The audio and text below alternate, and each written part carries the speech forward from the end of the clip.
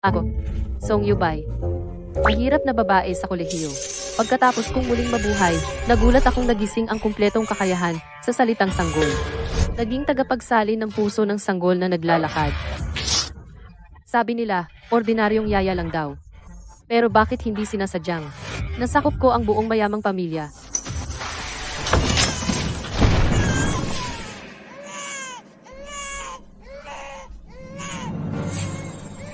Bakit parang natulala kayong lahat? Ginagastos ko ng marami para buhayin kayo. Para lang ba kayo magtambay dito at mag-absent-minded? Saan ba to? Hindi ba kakatanggap ko lang ng resulta sa English Proficiency Exam? Isang puntos na lang. Isang visit na puntos na lang. Grabe, hindi naman siguro ako ganito kamalas, no? Sumipa lang ako sa mesa. Pwede palang mapatay sarili ko at makalipat sa ibang mundo. Congratulations sa'yo, Sangkabataan Language Skills Expert. Loading complete na. Sakit ng sinulid sa medyas, ang sakit pala. Grabe naman, may sanggol na bro dito. Biglang nagsalita na lang agad. Hindi uminom ng sopas ng kalimot, kahit paano, tinago man ng dapat. Wala nang acting-acting. Diretso na. Gutom ba si Young Master? Nakaredy na ang gatas? 40 degrees, hindi mainit.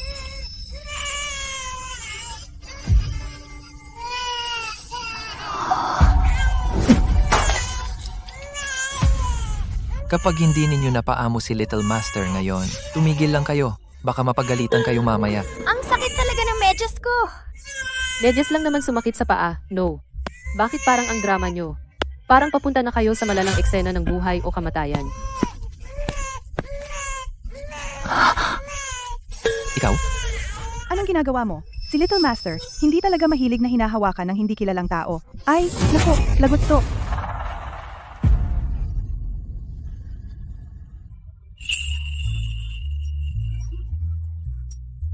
Sabi niya, ang sinulid sa loob ng medyas. Sumasakit, nakakairita. Hindi nyo ba naririnig? Ito, paano ito naging posible?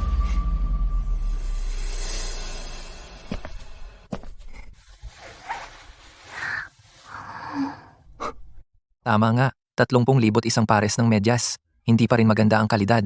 Sa susunod, palitan natin ng 50,000. Ganito kakonti lang na tela, 30,000. Siya na yata ang pinaka-OA na old money dito. Pwede bang yung mga ayaw na medyas, tahiin mo na lang para sa akin. Gawin kong patchwork jacket pa. Gawin mong medyas na may hook, para swak na swak sa mga katulad kong parang baka. Saktong pambahay na rin ng hayop na to. Paano mo nalaman na sa medyas sumasakit ang paa niya? Ano nga pala pangalan mo? Oh, Boss Gu, siya yung dumaan lang. Nag-volunteer na estudyante lang ito. Siguro nagkataon lang talaga kanina.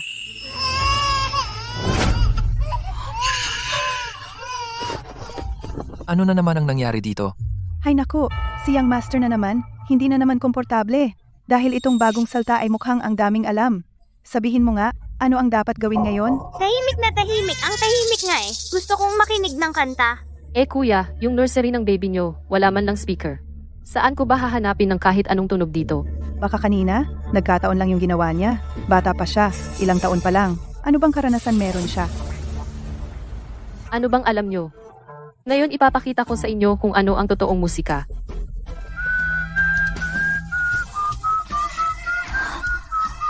Pinapatahan mo ba ang bata o tinatakot mo siya? Yung baby boy namin, kahit yung mismong pianistang master na tumugtog sa harap niya, hindi pa rin siya natutuwa. Ikaw naman.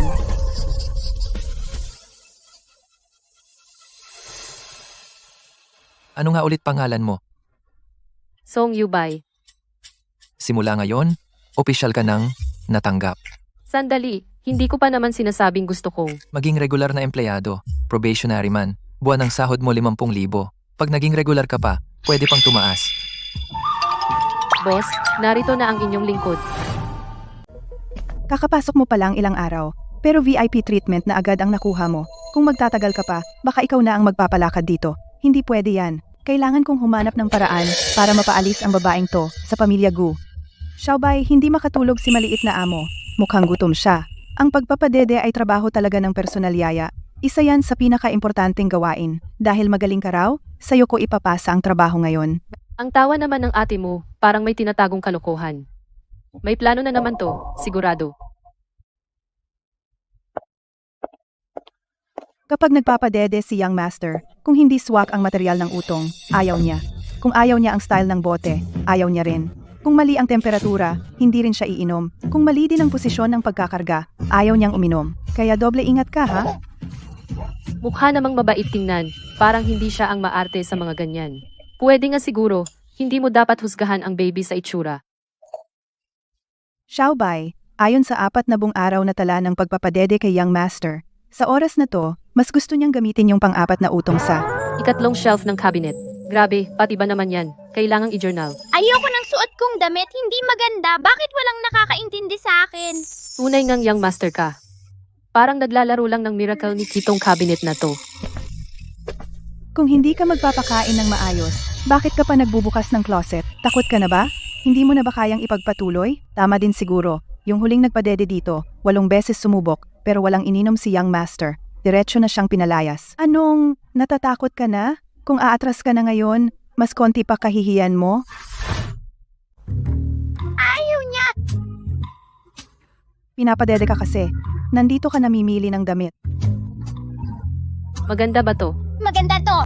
Gusto ko to.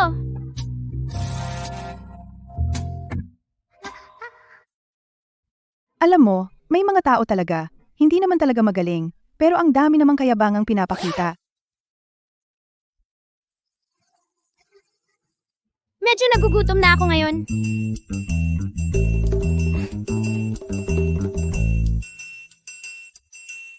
Ganyan mo inaalagaan si Xiao Xiaoye? Paano siya iinom? So ibig sabihin, dahil hindi pala siya gutom, kaya ayaw niyang uminom. Tapos, paikot-ikot lang, hanggang sa magutom siya at tsaka iinom. Pero ang ending, inisip ng lahat na namimili lang siya ng bebe. Totoo, sinuwerte lang talaga.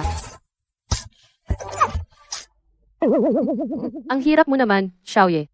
Buti na lang talaga na iintindihan ko ang language ng baby. Kung hindi, sino pa kaya makakaalam kung gaano kakaapi? Sobrang antok, ang liwanag, masakit sa mata. Anong ginagawa mo diyan? Mas okay talaga kung nabibilad sa araw. Makakabuti yan sa kalusugan ng Xiaoye. Sa ganitong oras, hindi talaga natutulog si Xiaoye. Huwag kang kung ano-anong ginagawa dito. Aba, tulog na agad siya.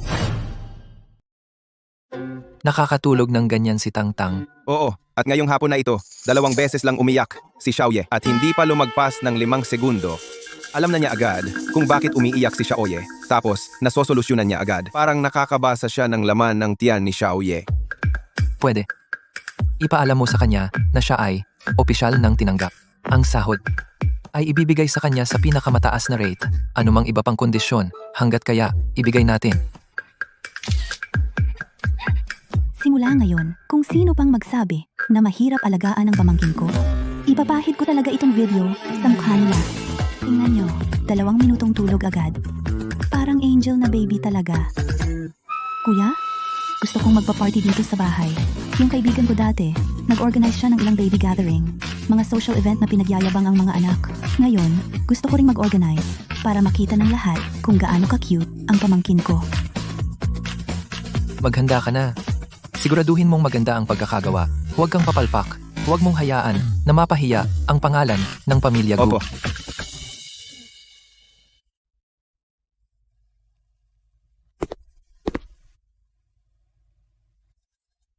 Xiaobai, congrats. Permanent na ang kontrata mo. 100,000 kada buwan ang sahod mo. Ano? Lahat ng benepisyo at Insurance Max ang coverage, may doble kang sahod sa Disyembre, triple pay tuwing holiday.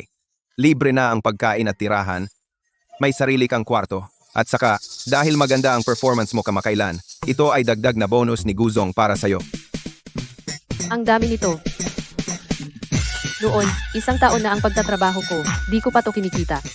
Kung may iba ka pang kailangan, sabihin mo lang, huwag ka mag-atubiling magsabi. Nandito ba ngayon si Guzong sa opisina? Oh, gusto mo bang? Magbukay itay. Anak, nagpapasalamat po. Butla. Ilan pa kayang anak kaya pang ipanganak ni Guzong? Kaya ko silang alagaan habang buhay. Ikaw talaga, ang daldal ng bibig mo. Oh, tama na. Simula ngayon dito ka na, sa tabi ng maliit na kwarto ni Xiaoye. Barang personal mong aalagaan siya. Ang iba mong trabaho, na-release ka na.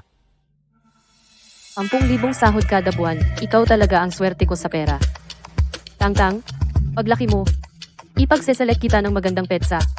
Sabay ang malaking sahod, dadaling kita kung saan mo gustong magbakasyon. Lahat maghanda na. Lahat ng darating ngayon ay mga kilalang misis at dalaga sa Y City. Kung may magkakamali, ako mismo ang magsasabi ng masama.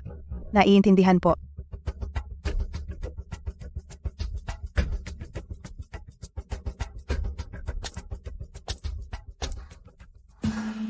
Walang problema, walang problema. Song Yubay, lumabas na ang tapang mo nung college entrance exam mo.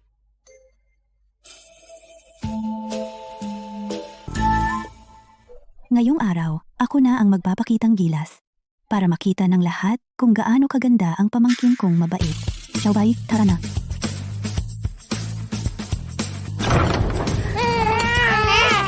Grabe, ang ingay. Antok na ako, gusto ko nang matulog. Sino yang maingay at istorbo? Matutulog na ako, sisigaw ako ha. Gusto mong matulog? So ano ngayon? Talagang iingayan kita para di ka makatulog. Huwag na kayong mag-ingay dyan.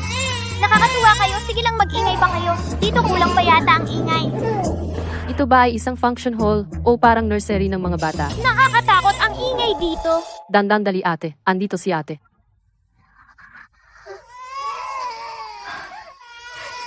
Dandan dali, ikaw pa rin talaga ang the best. Simula ngayon, kapag may nagsabi pang isa na masama ka, ako ang unang kukontra. Gianzo, sa wakas, naisipan mo ring ipakita si Dandan Dalinyo. Dinala mo na rin siya dito. Hoy, ayos ang outfit mo ngayon, ang astig mo tingnan. Siyempre, si Dandandali namin, cute na cute talaga yan. Tingnan nga natin, tingnan ko. Uy, etong salbahing pamangkin mo. Behave ngayon ah. Anong ibig mong sabihin sa salbahe? Mag-ingat ka sa pananalita mo. Si Dandandali namin, ngayon, napakabait na.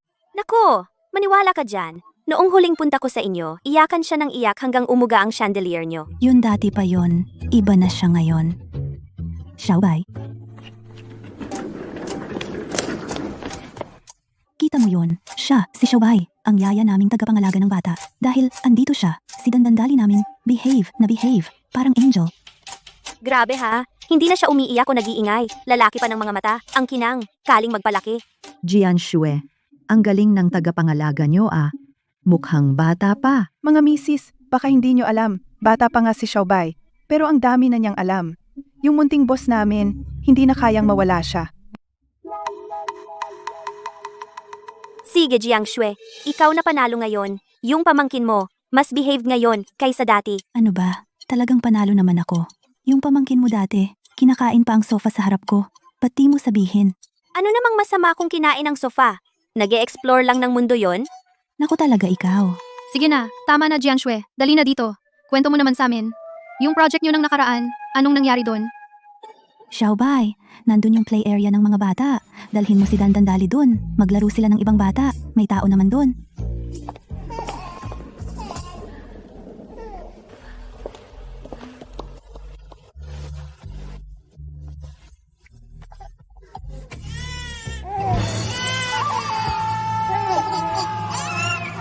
Grabe, ang cute ng mga baby dito. Para kang nasa langit dito ah. Noong nakaraan, dinala rin ni Sun Furen ang anak niya, hindi ba? Ngayon hindi siya pumunta. Alam niyo ba kung bakit? Bakit nga? Hindi ba sinabi nilang pagkatapos manganak, medyo masama ang pakiramdam niya? Palusot lang yon. Yung kinuha nilang tagapag-alaga ng bata, 30 anyos yata, medyo maganda naman ang itsura, nag-aalaga ng bata. Kasabay din niyang inaalagaan ang asawa ni Sun Furen. Totoo ba yan? Siyempre, totoo. Sabi-sabi, noong nahuli sila, umiiyak pa ang bata sa tabi. Yung dalawa nasa kabilang kwarto. Sa bilak. Grabe naman, nakakadiri sobra. Para sa akin, kapag kukuha ng tagapag-alaga, mas mabuti yung mas matanda, yung bata at maganda. Hindi mo alam kung anong mga balak nila. Ay, basta, tigil na nga natin. Yang usapan na yan, dito tayo para makita ang baby, hindi ba? Gusto nyo ba munang kumain? Oo nga, tama si Da Zhao Jie. Mga misis, sa aming bakuran may bagong dating na mga tulip galing Netherlands. Tamang-tama ang mga bulaklak. Bakit hindi na lang natin gawing sa garden gazebo ang tanghalian? Maganda ang hangin at tanawin. Mas feel kaysa mag-lunch sa loob ng bahay. Uy, yung mga tulip mula sa Netherlands. Dapat makita yun. Pero paano yung mga bata? Huwag mag-alala, ma'am. Sa play area ng mga bata, sapat ang staff. Tapos si Xiaobai ang magbabantay kay Xiao Xiaoye. Basta siya ang nagbabantay, siguradong walang problema. Talagang tiwala ako sa galing ni Xiaobai. Pero sobrang dami talaga ng mga babies. Da Jiaoje, sa paligid ng play area, puro yaya at mga kasambahay. Halos 10 mahigit. Lahat sila sumusunod kay Xiaobai. Walang dapat ipag-alala, ma'am.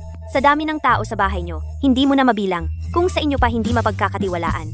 Saan pa? Totoo, sa sariling bahay, ang daming tao. Paano pa magkakaproblema? Sabay, kami muna magdadala ng mga misis sa garden para mag-lunch. Ikaw na bahala sa mga bata rito. Okay lang ba? Walang problema. Parang langit na nga to eh. Wala talagang issue. Da Jiaoji, mag-relax na lang kayo.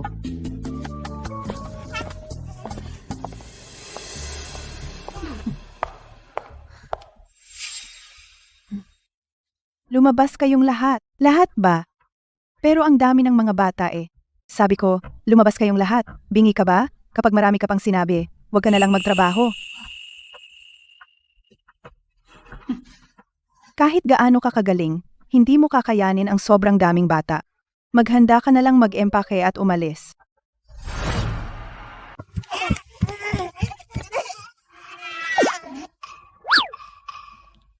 Bukod sa pagdura mo ng laway sa akin, ano pa ba ang kaya mong gawin? Makati ang ngipin. Ah, tumutubo na pala ang ngipin mo. Makati ang gilagid. Ikaw na ang nagpro-produce at kumukonsumo. Huwag kang kumagat ng iba. Uminom ka ng tubig?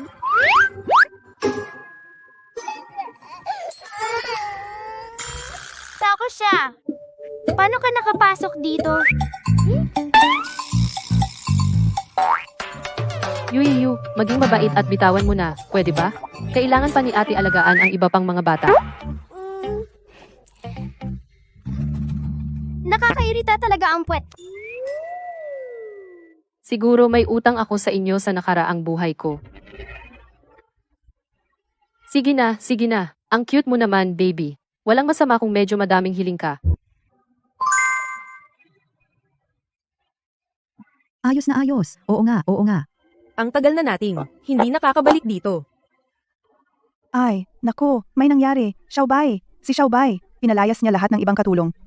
Ang sabi niya, gusto daw niyang ipakita sa mga madam na mag-isa lang niyang kayang asikasuhin lahat ng mga bata. Ano? Sabi ko na nga ba? Ang bata-batang yaya ay hindi talaga mapagkakatiwalaan. Tingnan mo, imposible. Paano magagawa yon ni Xiaobai? Miss, kung ayaw mong maniwala, tingnan mo na lang, malalaman mo agad. Baka si Xiaobai masyadong tiwala sa sarili niyang kakayahan. Pero ang dami ng bata, paano kung may mangyaring masama? Ang pamilya Gu, paano ipapaliwanag to sa mga misis? 11 bata ipinagkatiwala lang sa kanya mag-isa. Parang nababaliw na yata siya. Ang anak ko 3 buwan pa lang, paano kung mabagok o masaktan? Kaya ba niyang bayaran? Ang punto kasi, kahit kailan, hindi pa siya nag-alaga ng ganito karaming bata. Paano kung gusto lang magpakitang gilas, pinilit pang alagaan lahat? Tapos ang ending pa? Xiao Xue, hindi ko naman sinisiraan pero kahit gaano pa siya kagaling, hindi pwedeng isugal ang kaligtasan ng ganito karaming mga baby. Paano kung may mangyaring masama, ikaw na lang? Miss, matagal ko nang napansin, may kakaiba talaga siya. Isipin mo nga, paano naging confident agad pansamantalang pumalit lang siya. Ilang araw pa lang dito, tapos nagdedesisyon agad ng mag-isa. Hindi pa nga nalalaman ni Ate Zhao kung ano talaga ang nangyari. Tumahimik ka muna. Maliban na lang kung alam niya lahat ng iniisip ng mga bata, sino bang tao kayang mag-alaga mag-isa ng ganito karaming bata? Hintayin niyo, siguradong mapapahamak ka ngayon.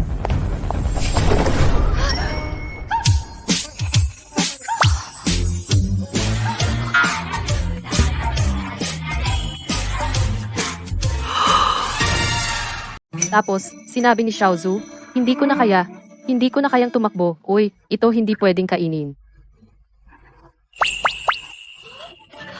Yun sa bahay namin, 3 tao ang nag-aalaga. Lagi kaming magulo at nagkakagulo. Ngayon, bakit ang bait na niya? Oo nga, tingnan mo sila. Paano naman mangyayari yun? Bakit ang bilis ninyong makauwi? Anak ko siya.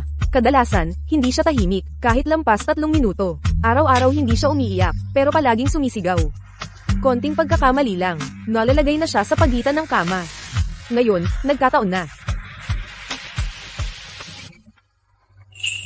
Miss Song, pwede ka bang magtrabaho sa bahay namin? Double ang buwan ng sweldo. Hindi, triple. Ikaw na magtakda ng kondisyon. Sandali. 2 ang anak ko. Ako muna. Miss Song, isip-isipin mo naman ang bahay namin. Lapit talaga sa'yo ang baby namin. Anong nangyayari dito? Ako'y isang child care specialist. Hindi ako parang shared charging station. Huwag kayong mag-agawan. Kapag nag-agawan pa kayo, baka mapunit na ako sa 8 piraso. Mag-queue kayo, mga sir, madam. Gusto ko rin sanang malaman, anong schedule ni Miss Song? Maghintay kayo, lahat. Si Xiaobai ay child care specialist ng pamilya Gu. Hindi ipapahiram, hindi mag-o-assign sa iba. Walang pag-asa yan. Jianzo, hindi mo pwedeng maging ganito ka, bossy. Bossy talaga ako. Ako ang unang nakakita kay Xiaobai. Ako ang nagbigay ng go signal. Alis na kayo, alis. At least, 2 araw sa weekend. Hindi pwede. Sinabi ko na, huwag nyo nang pilitin, Jiang Shue, sa hirap makahanap ng child care specialist na kayang disiplinahin ang pamangkin niya. Paano mo siya bibitawan? Narinig mo ba? Si Vivi lang ang understanding. Pero Miss Song, kung may libre kang time, private message mo ako. Pwede kong dalhin ang pamangkin ko. Bye. Itong grupo na to. Lahat nakapalibot. Nag-aagawan sa isang bata lang na babae.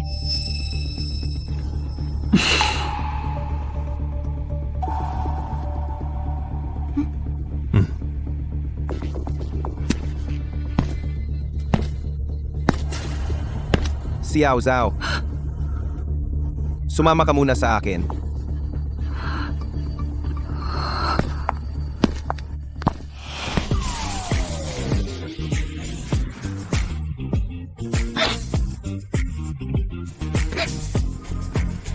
Ako talaga ang paboritong baby niya.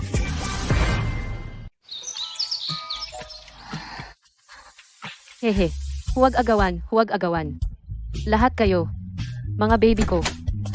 Xiaobai, bilis gumising. Ano?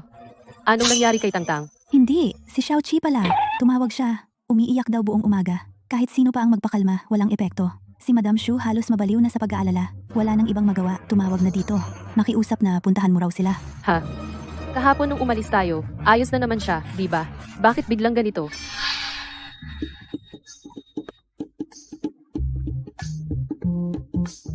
Mga baby, aalis na si ate. Tulong. Xiaoqi, behave ka. Tama na ang iyak, tama na. Pupunta si ate bukas para bisitahin ka. Ayos ba yon? Bisitahin ka rin ni ate bukas. Ngayon sumama ka muna kay mama pauwi. Pwede ba yon? Totoo, totoo. Lahat kayo, behave lang. Sumama muna kay mama pauwi. Promise ni ate. Bukas bibisitahin ko kayo. No. Kapag may umiyak pa, si ate bukas hindi muna bibisita doon. Ha? Ay, naku. Parang oo nga, may nasabi akong pangako. Pero binobola ko lang naman yung bata. Binanggit lang ng wala sa oras. Nakuha ng host ang kakayahang magsalita ng wika ng baby, may dagdag pang attractive na katangian. Ang host ay sobrang nakakaakit sa mga baby na edad 0 hanggang 3 taon. Sa madaling salita, ang host parang catnip para sa mga pusa. Ganoon ang dating niya sa mga baby. Skill ito na laging naka-on. Hindi pwedeng patayin. Paliwanag, tapos na. Sana masaya ang buhay mo, host. Uy, tapos ka na magpaliwanag. Aalis ka na lang. Hindi mo ba ako tutulungan dito? Anong iniisip mo dyan? Bilisan mo. Kung di ka pa pupunta sa bahay ni Madam Shu, baka gibain na nila yung bubong. Sige, pupunta na ako ngayon.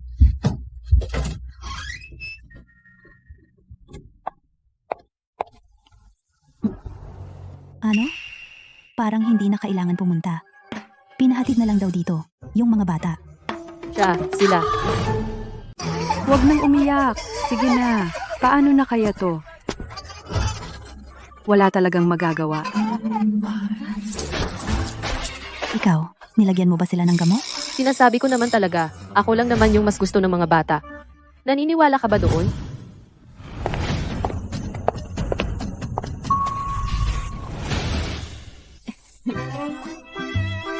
Akin naman sumunod na yakap. Sabi ka muna. Huwag kayong mag-ingay diyan. Lahat kayo yayakapin.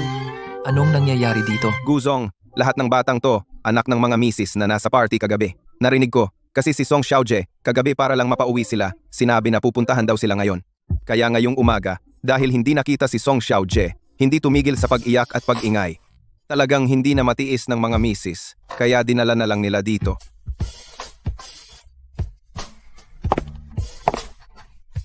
Kuya, Guzong, magandang umaga. Pasensya na, nadagdagan pa kayong abala. Pero, ni mga bata hindi rin alam kung anong nangyari. Tuloy-tuloy lang silang naghahanap at gustong makita ang yaya nyo. Ganoon talaga ang mga bata, kung sino ang nakikipaglaro sa kanila, doon sila kampante. Sa totoo lang, kahit sino pa ang maglaro sa kanila, basta mailipat lang ang atensyon ayos na yun. Ang laki naman ng sinasabi mo. Parang iniisip ko nga na ikaw ang nagkulam sa mga batang to. Mali ba talaga ang sinabi ko? Isa o dalawang bata lang palaging nakadikit sa'yo. Normal lang yon. May ganun ba karaming bata na lagi kang sinusundan? Na hindi ka maiwan kahit sandali? Sigurado akong ikaw ang may ginawa. Kailangan mo talagang magpaliwanag sa amin ngayong araw. Totoo ba to? May kaunting katwiran nga naman. Kaya pala sobrang sumusunod sa kanya ang mga bata. Yung yaya namin sa bahay, ano bang paliwanag ang kailangan naming ibigay sa iyo? Na pagkaaga pa lang, naaabala na ang oras para sa sariling anak. Tapos, gusto mo pa ng paliwanag sa pagtulong sa inyo sa pag-aalaga ng bata? Ganito ba ang asal ng pamilya ninyo? Guzong, hindi po talaga yun ang ibig naming sabihin. Ito ba ang tinatawag na domineering na boss? Ang gwapo niya, grabe crush ko. Ama, susunod po ako sa iyo habang buhay. Hindi ako makahinga, ang init. Bakit ganun ang pagkakabalot mo ng damit niya? Ang pula na ng mukha niya, baka hindi na makakahinga. Maliit pa siya. Lalabas pa tayo kaya binilhan ng makapal na damit? Paano kung sipunin o lagnatin? Namumula ang mukha dahil sa kakaiyak buong biyahe. Kung hindi dahil sa'yo, hindi ko alam kung anong ginawa mong paraan. Kaya nagwala siya buong magdamag hanggang sa ganyan ang nangyari sa kanya. Ikaw? Ang init sa loob ng sasakyan, hindi ako makahinga. Tulungan kitang magreklamo. Good boy, luluwagan ko ang suot mo, ha?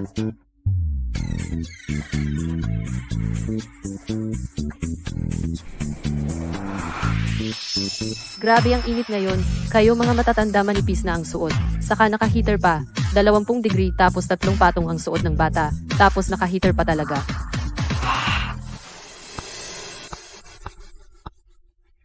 Ikaw na muna ang umuwi? Ma'am, ako po? Tama na, samahan mo na siyang umuwi. Mukhang may dahilan kung bakit gusto siya ng mga bata. Talaga palang may dahilan. Kung ganito kagaling na yaya ay sa amin sana. Sana sa pamilya ko siya nagtatrabaho. Yung anak ko, lagi akong pinoproblema niyan araw-araw. Pati raw kinukulam pa eh. Pero ang totoo, hindi lang siguro siya nabibigyan ng sapat na pansin. Mukhang ayos naman ang babaeng iyan. Halatang maalaga at mabait sa mga bata. Miss, hindi si Xiaobay teacher. Kaya mo bang alagaan? Ang 5 bata sabay-sabay. Ha? Isang bagsakan, 5 sabay ang dala. Guro Xiaobay, hindi ko rin itatago sa iyo. Sa bahay, si Xiaobaw namin, kadalasan, 3 tao ang nag-aalaga, pero palaging gulo doon, parang laban ng manok at aso. Pero kapag ikaw ang kasama niya, sobrang bait talaga. Sa totoo lang, gusto ko sana kunin ka. Pero pakiramdam ko, ang pamilya Go siguradong hindi papayag na paalisin ka. Siyempre, Xiaobay, hindi talaga papayag ang pamilya Gu na umalis ka. Kaya naisip ko kanina, bakit hindi na lang ipadala lahat ng bata sa isang lugar? Tapos siguro Xiaobay na ang bahala sa kanila. E di solve na. Tama, pag-uwi ni Yuyuyu, iyak siya ng iyak. Namamaos na nga ang boses niya. Ngayon lang siya tumigil, nung makita niya si Xiaobay. Imbes na araw-araw puntahan pa ang pamilya Gu, mas okay siguro kung may sariling lugar na lang. Tama, tama. Sabi ko nga, hindi na kailangan maghanap pa ng venue sa labas. May bakanteng single detached house ako malapit dito. Kompleto na ang ayos at renovation. Kaunting adjustments na lang, magagamit na agad. Ako na ang bahala sa security. Yung asawa ko, may professional team siya. Buzang, ano tingin nyo? Ayaw din naman talaga naming makagulo araw-araw. Pero kung ang mga bata, siguro Xiaobay lang talaga ang gusto nila, wala kaming magagawa. Lahat naman tayo magulang. Alam mo naman siguro ang pakiramdam namin. Oo nga, oo nga. Hindi pwede. Isa lang si Xiaobay ko. 5 agad ang aalagaan niya. Baka mapagod sobra. Saan pa ako kukuha ng isa pa? Jiangxue, ate, wala din kasi kaming ibang choice. Kaya kami napunta sa inyo. Guzong, Matagal na ang samahan ng asawa ko at ikaw, noong bata pa ang mga anak natin. Binuhat mo pa nga sila noon, hindi mo naman siguro kayang tingnan na hayaan lang ang mga anak namin, di ba? Pumapayag ka ba? Mukhang lahat ng mga misis dito, may malapit na relasyon sa pamilya Gu. Mabait naman talaga ang pamilya Gu sa akin. At saka, kung may tutulong din naman, ako, trabaho ko lang talagang i-translate ang mga kailangan ng mga bata. Hindi siguro ako masyadong mapapagod. Pati, napaka-cute ng mga bata. Paano kung mapunta ulit sila sa katulad kanina? Yung kung ano-ano ang ginagawa ng yaya. Kung talagang kailangan, wala akong problema. Guro Xiaobay, maraming salamat talaga sa iyo. Guzang, kayo na po magbigay ng kondisyon. Marami kaming pamilya rito. Hindi kayo malulugi. Guro Xiaobay. Una, si Song Yubay ay tao ng pamilya Gu. Ang anak kong si Tangtang. Kailangan siyang mauna sa pag-aalaga. Natural lang yun. Pangalawa, dapat profesional lahat ng staff na kasama. Hindi rin pwedeng kulang. Pangatlo, ang venue ay mula sa pamilya Gu. Lahat ng equipment na idagdag at security o ano paman na manggagaling sa inyo, kailangan pa ring aprubahan ng pamilya Gu. May karapatan din kayong mag-monitor. Wala akong problema. Walang problema. May iba pa ba, Guzang?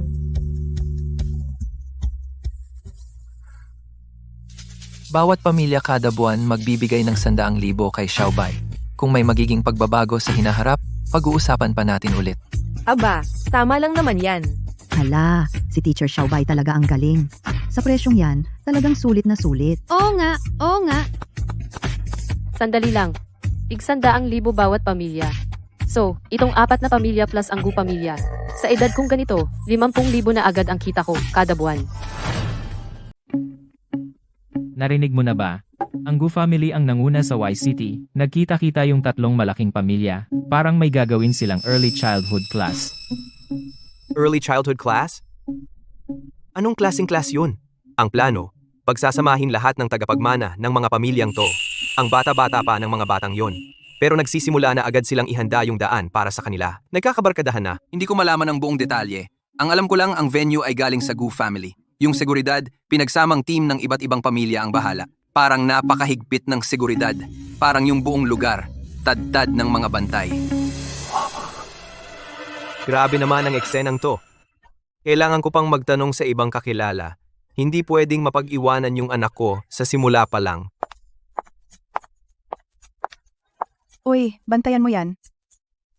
Wala sina Yue at Xiaoqin. Si Yue, hindi pumayag ang lola niya. Si Xiaoqin, si Mr. Shen, may konting pag-aalinlangan pa. Sabi, after a while raw, saka na lang.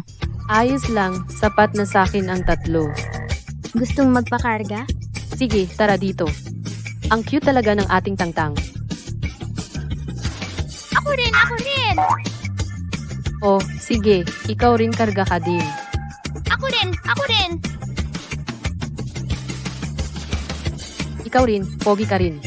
Kayong lahat ang pinaka-pogi.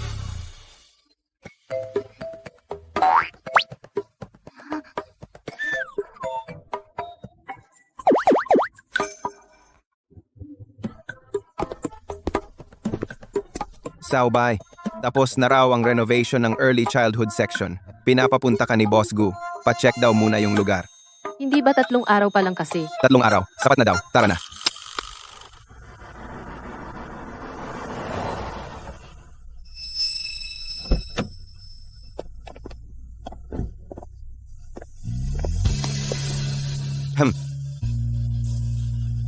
Teacher Xiaobay, ang Fu family at Shu family pumili ng pinakamagaling na yaya para ipadala dito. Nag-hire din ang Gu family ng isang special assistant para sa'yo.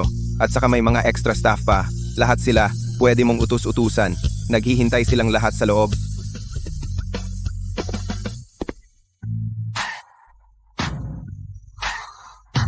Magandang araw po, Future Song. Ayusin mo ito.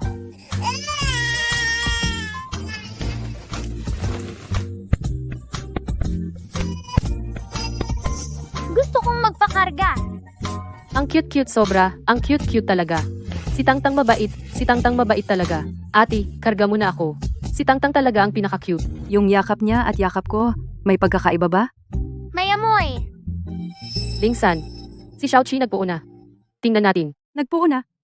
Hindi ba umaga lang siya nagpo? Malaki ba? Grabe, talagang nagpuo na. Sobrang maliwanag ng ilaw. Naiilawan daw masyado ang mata niya.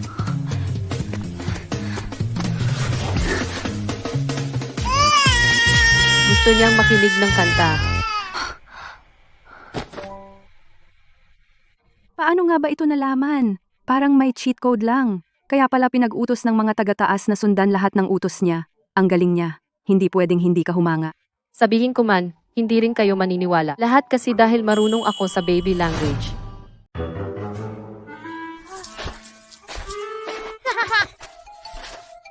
Ate! Ang bilis tumakbo ni Xiaobao. Ang galing niya talaga. Yung munting binata namin sa bahay, grabe kong mag-ingay. Pagkagising pa lang sa umaga, nagsisimula ng magpakulit. Gapang, gumulong, sigaw dito, sigaw doon. Wala talagang tigil kahit sandali.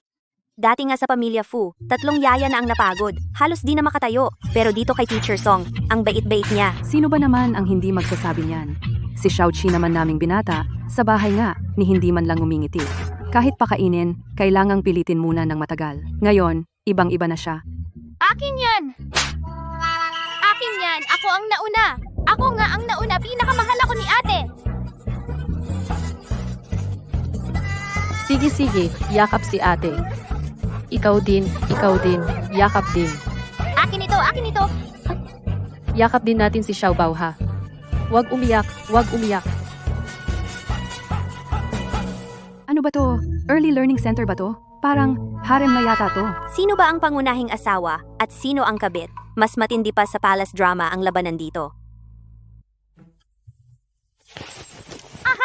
Teacher Xiaobai, sabi ng dalaga, miss na daw ni Lolo Fu ang apo niya. Gusto raw ni Lolo ipauwi muna si Yixu para makasama siya ng ilang araw. Mahal ka daw ni Lolo, Yixu. Uwi ka muna sa lolo mo, okay ba yon? Sasama rin si ate? Pero kailangan ni ate mag-alaga pa ng ibang mga kapatid dito. Hindi makakaalis ngayon, ikaw na muna ang umuwi, babalik ka rin naman agad. Mga ilang araw lang. Pinakamahal ka talaga ni ate, Yishu, kaya dapat mabait si Yishu, ha? Pagbalik mo dito, gagawan kita ng masarap na kalabasa soup. Para lang talaga sa'yo. Talaga? Sige, payag ako! Bye-bye.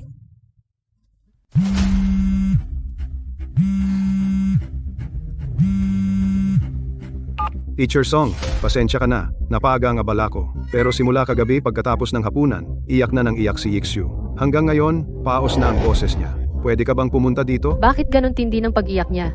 Kahapon, okay naman siya ah. Pakisend ng address mo. Pupunta na ako agad diyan. Mukhang may kakaiba kay Fu Xiaobao. Puntahan ko muna siya. Kung may mangyayari dito, tawagan mo lang ako. Opo.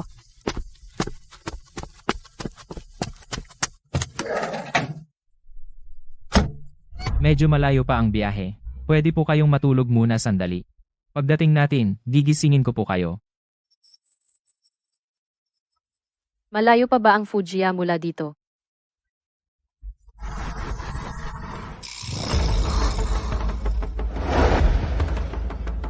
Sinasabi mo ba, ang buong bundok na to ay pag-aari ng Fujiya?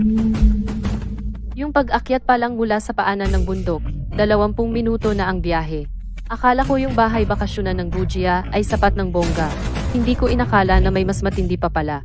Teacher Xiaobai, buti naman at nandito ka na. Tara, pasok ka agad at tingnan mo.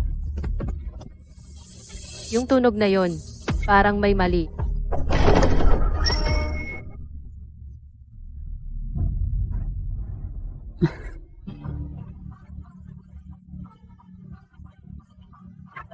Galing ako sa Early Education Center. Pahingi ng yakap! Sige, yakap ni ate. Anong nangyari kay issue natin? Bakit ganyan ang iyak mo, ang lungkot, sabihin mo kay ate. Sir, tingin ko kailangan nating dalhin agad si Yishu sa ospital para magpa-check. Hindi ito normal na pag-iingay. May nararamdaman siya sa katawan niya. Kailangang magpa-check up. Pinatawag ka rito para aluin ang bata. Hindi para dito, natakutin ang lahat. Ni hindi mo nga nabantayan ng matagal ang bata? Sinabi mo agad na may nararamdaman. Baka naman hindi mo lang natiyaga ang aluin. At gusto mong umiwas sa responsibilidad, di ba? Simula pa lang, si Yixiu ay talagang sobrang likot. Magdamag umiyak at mag-inarte. Normal na hindi mapatahan minsan. Kahit umiyak ng todo, medyo hingal lang, hindi ba't normal naman yon? Pagdating mo lang, gusto mo agad dalhin sa ospital. Pabalik-balik tayo, baka wala naman talagang sakit, tuloy ay magkaroon pa ng sakit. Hindi ba ikaw yung sinasabi nilang kahit anong bata ay napapatahan mo daw? Sa nakikita ko, wala ka rin namang ipinagmamalaki. Pero pagdating sa pagdradrama, master ka talaga. Sa tingin ko ngayon kay Yixiu, masyadong matagal siya umiyak. Baka dapat nga nating ipa-check para makasigurado. Kuyang, si Yixiu ay panganay na apo ng pamilya Fu natin. Paano ba naman ako hindi mag-aalala? Pero hindi naman tayo nauubusan ng family doctor dito sa bahay. Sa mga ganitong sitwasyon dati, wala namang malaking nangyari, di ba? Talagang likas lang naman kay Yixiu na malikot at hindi mapigilan. Tapos, kapag may dumating na iba, kung ano-ano agad sinasabi. Malay mo yung mga tao, baka akalain nila madali tayong paikutin sa pamilya Fu.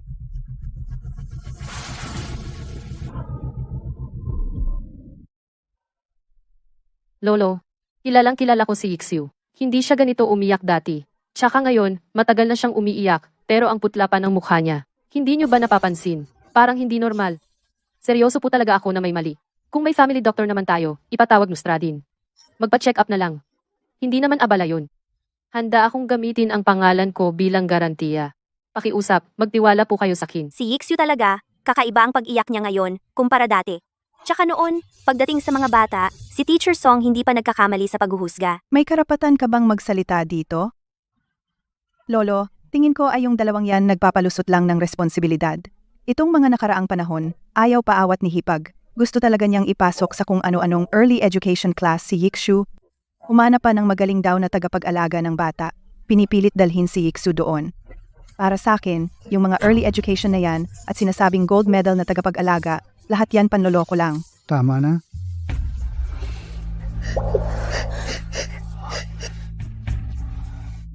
Tawagin ang doktor.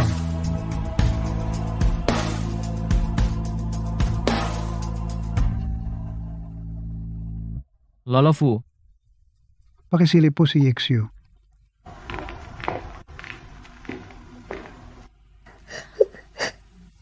Huwag kang matakot, baby. Makikinig lang si Dr. Tito. Hindi sasakit sa dibdib. Nandito lang si ate. Hindi ako aalis.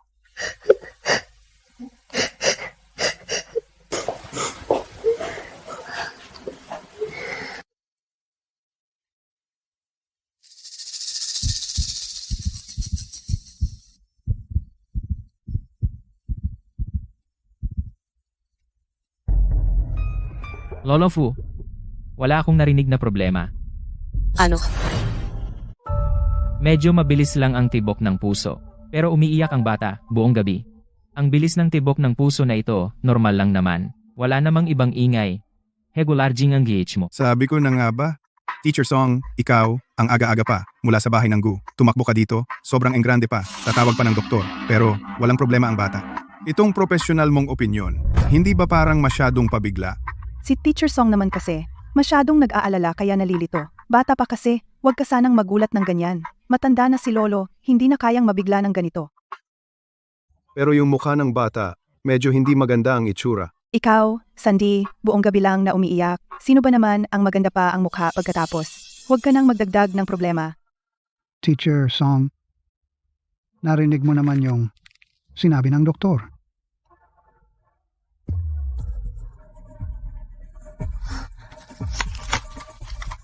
Paano mangyayari yun? Si Xiaobao mismo, sinabi niya sa akin na masakit. Paano magiging walang problema? Dinig mo? Sinabi ng doktor, walang issue. Lolo, para sa akin, pagkatapos ng repair, huwag na nating ipadala sa kung anong early education class. Pagkatapos pumunta, mas lumala pa ang kalagayan. Para sa akin, yung mga gold medal, bronze medal na yan, hindi rin sigurado. Si Daimei, sa trabaho, magaling talaga, pero sa pagpili ng yaya, kailangan pa ng practice. Big ate, hindi naman dapat ganyan. Pero yung mukha ni Yixiu kanina, medyo hindi maganda ang itsura. E paano kung dahil lang sa kabutihang loob? Pwede mo agad masabi na may sakit ang bata? Ang panganay na apo natin ng pamilyang Fu, kung may problema sa katawan, bababa ang stocks natin ng ilang puntos. Buong gabi lang na umiiyak? Sino ba naman ang maganda pa ang mukha pagkatapos? Ikaw, Sandy, huwag ka nang magdagdag ng problema. Kuya Joe, salamat sa abala, nagpunta ka pa ng 10 oras ng gabi. Okay lang, masyado ka namang magalang, Big Boss.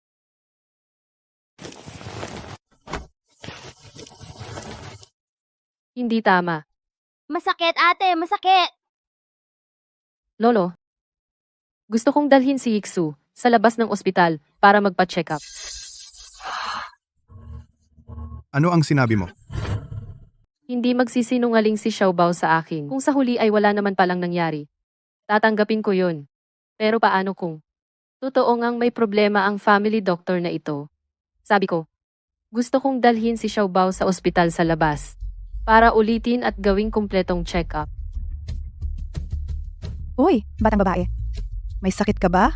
Sinabi na ng family doctor, wala naman daw problema. Bakit gusto mo pang gumawa ng eksena? Lolo, ang taong tooy talagang nanggugulo lang. Si Yixiu nga, pinagod mo na isang buong gabi, kulang pa, gusto mo pa siyang dalhin sa ospital at pahirapan? Ano bang balak mo? Lolo, alam ko pong iniisip ninyo ngayon na hindi ko alam ang ginagawa ko, pero ginagamit ko po ang lahat ng reputasyon ko sa 3 malaking pamilya sa Early Education Center. Kuya, ipinapangako ko po. Kung talagang walang problema, ako si Song Yubay, magbibitiw ako agad at handang isauli lahat ng natanggap kong sweldo noon. Seryoso ka ba? Base sa alam ko, ang buwan ng sahod na binibigay sa iyo ng 3 pamilya ay milyon ang halaga. Lolo, maaari kong gamitin ang lisensya ko bilang garantiya. Ayon sa findings ko, wala naman talagang problema. Kung hindi pa natag si Teacher Song, pwede namang pumunta sa ospital. Pero sa tingin ko, hindi na kailangan. Si Lao Joe ay kasama na natin ng 20 taon. Magsisinungaling pa ba siya? At saka, noon din naman, pag ganito si Yixiu, dinala naman natin siya sa check-up. Lagi namang sinasabi na ayos lang. Lolo, dating ang ayos. Hindi ibig sabihin ngayon ay ayos pa rin. Isang check-up lang ang hinihiling ko. Pag walang problema, umalis na ako. Uy, batang babae. Alam mo ba kung anong mga pinagsasabi mo? Ang laki na ng sweldo mo ngayon? Handa ka bang bitawan lahat ng iyon para lang bigyan ng pagkakataon si Yixiu na magpa-check up? Kung lalabas ka ngayon, walang bubulong laban sa'yo. Sa pamilya Fu, kahit aalis ka sa early education class, makukuha mo pa rin ang natitirang sahod mula sa 2 pamilya. Alam ko po. Lolo, 1 taon pa lang si Yishu. Paano kung... Sinasabi ko lang, paano kung may totoong problema? At lalampas pa iyon sa nakita ng family doctor, baka mas malala na talaga ang problema. Matagal ko na siyang inaalagaan, hindi ko gagamitin ang kalusugan niya para lang sa biro. Kahit isa sa 10,000 pagkakataon lang ang posibilidad, hindi ko pa rin gusto na pagsugal ang risk na ito.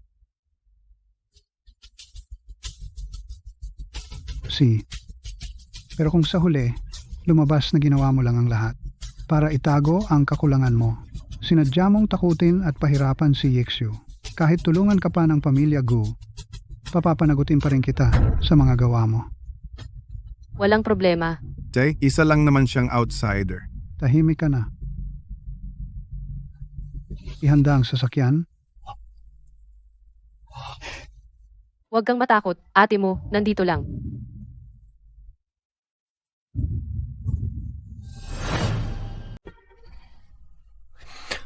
Tay, huwag po kayong magkamali ng akala. Hindi ko naman pinipigilan. Ang pamangkin ko ay magpatingin. Si Yixiu ang nag-iisang apo ng pamilya Fu namin. Paano ko naman hindi siya mamahalin? Kaya lang, nakita ko lang kasi na naabala siya buong gabi, kaya naaawa ako. Dagdag pa dito si Teacher Song, na pagdating pa lang ay sinabi agad na may problema ang bata. Pero nang tingnan ng family doctor, sinabi naman na wala raw. Kaya nag-aalala lang ako, baka maabala lang tayo ng wala namang dahilan. At mahirapan lang ang bata ng paulit-ulit. Ngayong nagdesisyon ka na, Tay, hindi ko na po haharangin. Pero kung magpapatingin, dapat sa pinakamagandang ospital tayo, yung ospital ng bayan sa lungsod. Yang pinakamagaling sa pediatrics. Kapag doon natin pinatingin, wala nang pwedeng magsalita pa. Pag dumating ang resulta, malalaman ng malinaw kung totoo o hindi. Teacher Song, tama ba po? Tama ang sinabi ni Wang Hai. Dapat lang talaga sa pinakamagandang ospital tayo pumunta para wala nang magsabi na yung ospital daw ay hindi kilala. O yung doktor daw ay hindi profesional. Hindi natin kayang mapahiya ang pamilya Fu. Ate, nakikita ko rin na totoong nag-aalala lang si Teacher Song kay Yixiu. Hindi naman siguro sobra. Bunso, ayoko ng sinasabi mo. Ibig mo bang sabihin, ang kuya mo ay hindi para sa ikabubuti ni Yixiu? Hindi ganon ang ibig ko sabihin. Mabuti kung ganon. Paglabas ng resulta ng pagsusuri, malalaman na natin kung sino sa atin ang totoong may malasakit o sadyang walang silbi. Tama na. Tama na ang ingay. Ihanda ang sasakyan. Aalis na tayo ngayon. Tay, sasamahan na po kita. Kagagaling ko lang din sa labas. Hindi ko na kailangang magpalit pa ng damit. Kayo na po, wag na kayong maabala pa. Siya. Sumama ka na. Ikaw din, sumama ka. Kung may mangyari, tumawag ka agad sa akin. Opo. Wag po kayong mag-alala, Tay. Teacher Song, walang ibang tao ngayon.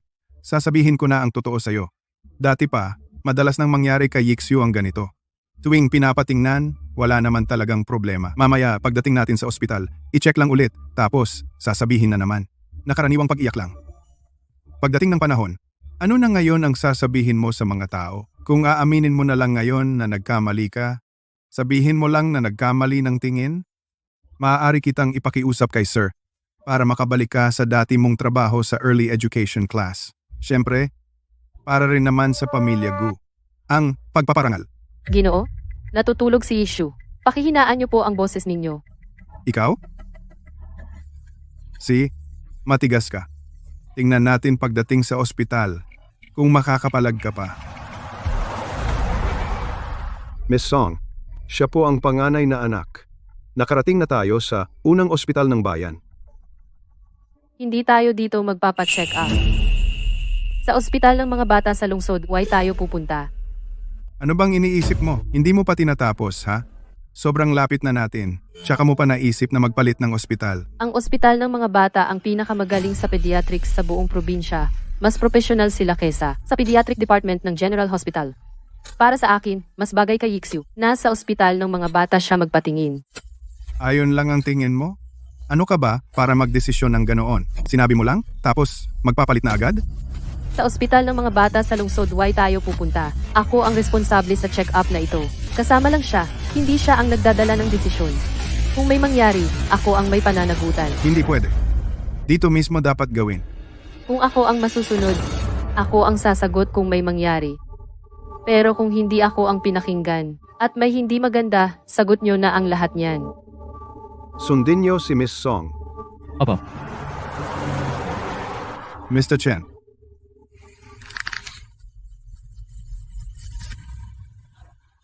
May problema sa atay at bato. I-contact ka agad si Sir Fu. Tatay, dahan-dahan lang po.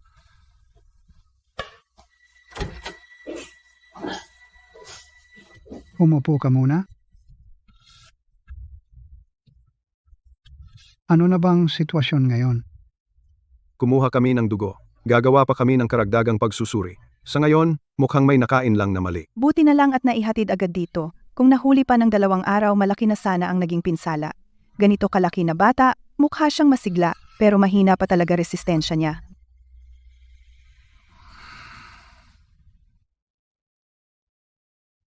Guro Xiaosong, salamat talaga sa ginawa mo ngayong araw. Ang pamilya Fu namin. May utang na loob kami sa'yo. First time kong marinig na tinawag siyang Guru Song, medyo naninibago pa ako. Ay, wala yon. Guro Song, pasensya ka na talaga ngayong araw. Mauna ka nang umuwi at magpahinga. Sa susunod na araw, pupuntahan kita mismo sa bahay ninyo. Siguradong bibigyan kita ng isang kasiyasyang kabayaran. Ibig sabihin nito, pinauna na akong umalis. Gusto nilang isara ang pinto at ayusin ang mga problema nila sa pamilya. Ang mga mayamang anak na gaya nito, mukhang hindi rin pala ganong kadaling maging sila. Ikaw din, kawawa ka naman. Ang bata-bata mo pa. Nasama ka na agad sa gulo ng mga mayayamang pamilya. Ayos lang po, sir, salamat po. Parte lang po ito ng trabaho. Pero, dito kay Xiaobao. Naibigay na ang gamot. Kailangan niyang maobserbahan sa ospital ng ilang araw. Buti na lang at agad na nadala ang bata. Magiging maayos ang kalagayan niya. Walang magiging masamang epekto pagkatapos.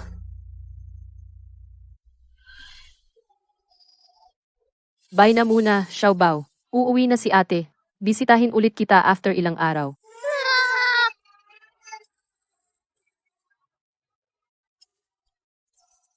Xiaobao, maging mabait ka ha. Huwag kang umiyak, huwag kang umiyak. Walang problema, andito si ate. Hindi aalis si ate. Totoong gusto ni Yixiu, itong si Song Laoshi.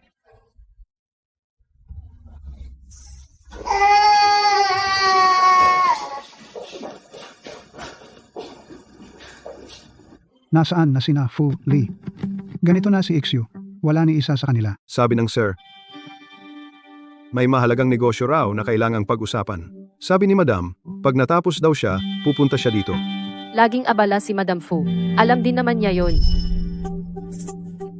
Si Madam, si Xiaobao ngayong araw.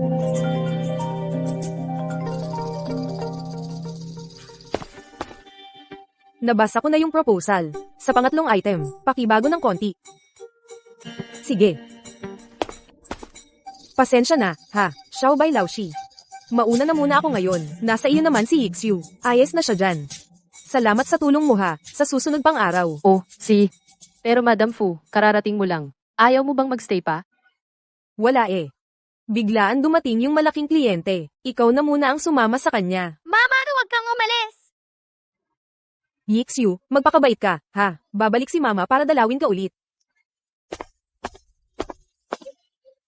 Pag umiiyak ang bata, kailangan yakapin, kailangan ng kasama, pero walang sumasagot. Dahan-dahan, nawawala ang sense of security niya. O, di kaya, magwawala na lang siya, para lang mapansin ng matatanda. Xiao, dahan-dahan lang, ha? Itong batang mayamang si Xiao, ang hirap ayusin. Grabe ang enerhiya buong araw. Mula umaga hanggang gabi maingay. Sino ba ang makakatagal dito? Bakit? Hindi niyo ba talaga ako gusto? Wala namang gustong sumama sa akin. Sa totoo lang, basta yakapin mo lang siya lagi, at sabihan ng, pinakabait si Xiaobao, mahal ka ni ate, siguradong magiging mabait siya. Hindi na mag-iingay. Bakit, baby? Ang Xiaobao natin ngayon, mabait ba? Ayoko mag-isa, samahan mo akong maglaro. Sige, sasamahan naman ni ate si Xiaobao, okay. Anong gusto mong laruin, Xiaobao? Gusto mo ba ng ito? Wow, alam ko namang, pinakamabait si Xiaobao natin. Deserve mo naman, na ikaw ang paborito ni ate.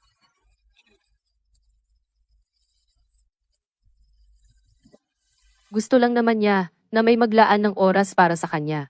Na palaging pinupuri siya. Mabait na baby. Ang issue natin ang pinakabait at pinakamagaling sa buong mundo. Si ate. Si issue ang paborito talaga niya.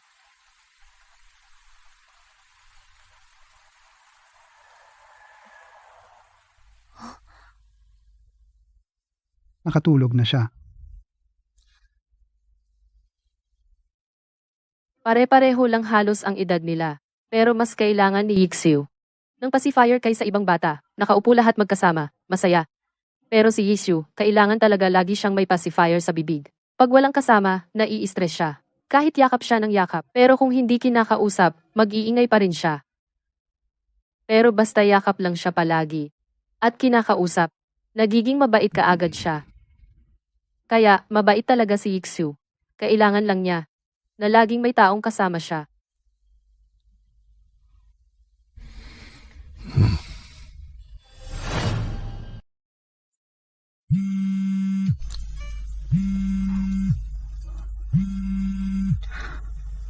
Hello, may nangyari ba?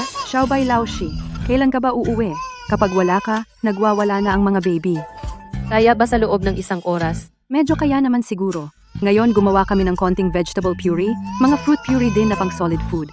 Pinapalihis namin ang atensyon nila. Pag nabusog na sila, tapos wala ka pa rin dito, siguradong magwawala ulit sila. Babalik ako agad. Manong, pakibilisan po ang takbo.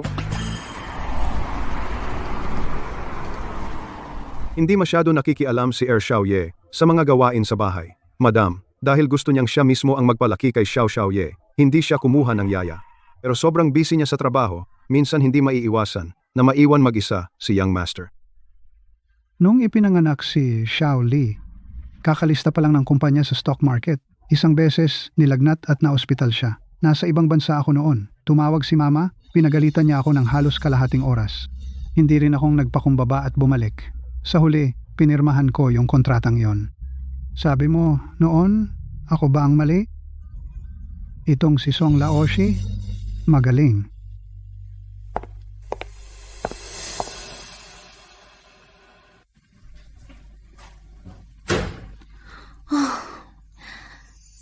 Sa wakas, tulog na silang lahat.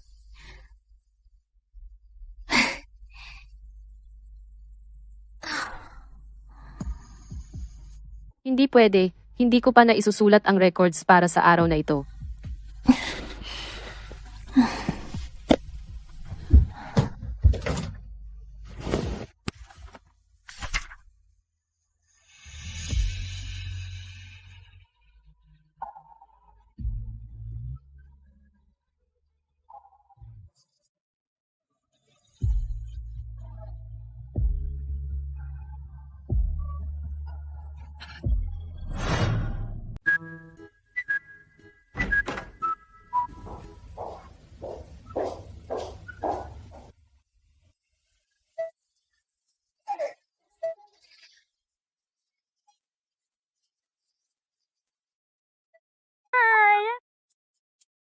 Ate. Naku, nagsalita na si Xiaoqi. Ate! Magandang umaga. Magandang umaga rin sa'yo. Ayos lang ba ang tulog mo kagabi? Sobrang cute naman. Tara na, sasamahan kitang mag-agahan.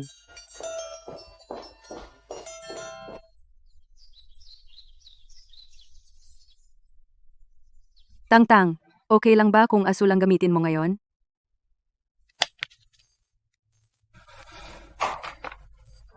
Opo, young master.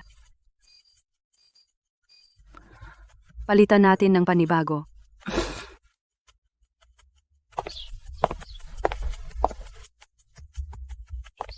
Uy, magandang umaga. Bakit ngayon ka lang dumating? Sorry. Ako na ang magtuturo kay Tangtang magsipilyo. Pwede ba? Tangtang, alin ang gusto mo? Itim. Sige, ito na lang gamitin natin. Ha. Ate, gusto rin yan. Sige, lahat sipilyo ha. Ate, gusto rin ate. Pulolo, bakit po kayo nakatayo diyan? Tatawagin ko po si Teacher Song ha? Hindi na. Huwag mo nang istorbohin si Teacher Song sa trabaho. Hintayin ko na lang saglit. Tangtang, mabait, ibuka mo ang bibig mo. Tama, ganyan lang. Ako naman ngayon. Sige, Xiaoqi. Susunod na si ate, tatandaan ko.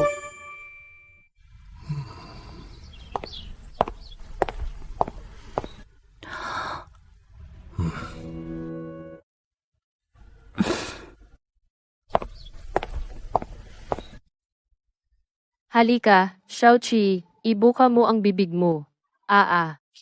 Xiaoqi, ang bait mo talaga ngayon. Mamaya, gagawan kita ng 2 maliit na ponytail, pwede ba? Oo. Paano naman ako? Bakit Tangtang? Gusto ko rin. Sige. Mamaya, lalagyan kita ng maliit na tenga ng oso, pwede. Xiaoqi, gusto mo ba uminom ng tubig?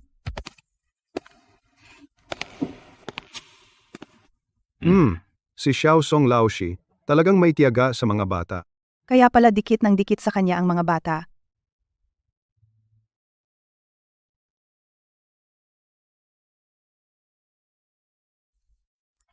Hi, sa wakas tapos na lahat ng paglilinis. Pakiramdam ko yung likod ko, magre-retiro na bago pa ako mag-retire. Lolo Fu. Pasensya na. Kanina kasi sobrang abala ako, hindi ko napansin. Kailan pa po kayo dumating? Medyo matagal na rin. Nakita kitang abala, kaya hindi na ako nang istorbo. Ako lang ba, o nag-iba talaga ang pakikitungo ng matandang ito sa akin? Parang pakiramdam ko, nagbago ugali ni Lolo. Pwede niyo po akong tawagin agad next time. Lolo? Ano pong sadya niyo dito ngayon? Kumusta na si Ixiu? Ngayong araw, maganda ang hangin sa garden. Samahan mo muna akong maglakad-lakad. Sipo. Nakatulog si Yixiu sa biyahe. Kaya pinauna ko na lang na ipaakyat siya sa kwarto. Sipo. Ayos pa ba ang kalagayan niya? Nakalabas na ba ang resulta ng check-up? Ano ba ang sabi ng doktor? Dahil agad na nadala sa ospital. Sabi ng doktor, basta maalaga ang mabuti, walang dapat ikabahala. Regular na lang ang check-up, ayos na. Sa kakaisip ko, mas kampante akong dito ko muna siya ibalik. Mas mainam pa kaysa sa pananatili sa pamilya Fu. Sa mga detalye, kay Xiao Xiang ka na dumiretso. Ay, teka, siya nga pala si Ling Er, tama ba? Alam niya lahat, kaya siya na ang tanungin mo. Pagkatapos nito, pasensiya na kung madalas kitang abalahin. Teacher Song, nakakahiya. Kanina sa sasakyan, ang sigla pa niya, paulit-ulit niyang sinasabing gusto kanyang makita. Pero pag andar ng sasakyan, wala pang 10 minuto, nakatulog na. Ayos lang, siguradong pagod na pagod siya nitong mga araw na to. Hayaan nating matulog siya ng matagal. Pagkagising niya, lutuan mo siya ng nilagang kalabasa. Iyan ang pinangako mo sa kanya dati, di ba?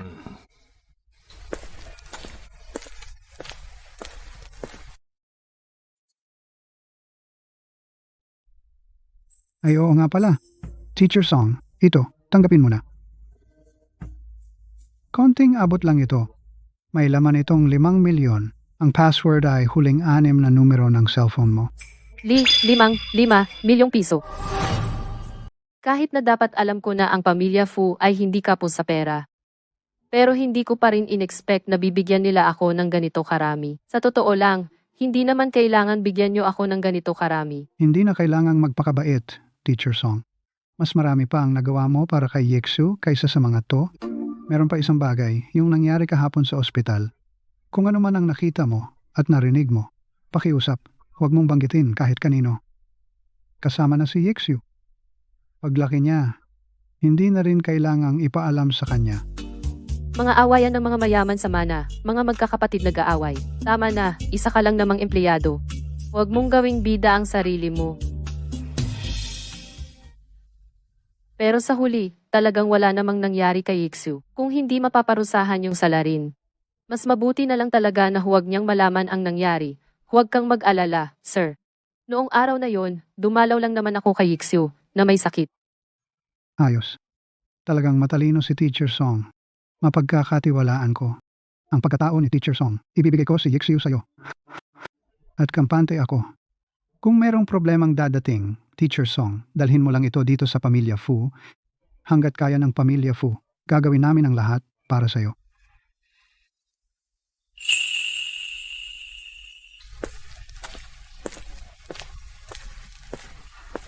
Lahat ng kaya nilang gawin, gagawin nila para sa akin. Anong ibig sabihin nun? Ibig bang sabihin? Kung sasabihin ko ngayon na gusto ko ng 100 milyon, ibibigay din ng pamilya Fu. Ay grabe, magising ka nga. Malamang nagiging magalang lang sila. Baka polite gesture lang din talaga. Maganda naman tignan. Isuot mo na lang.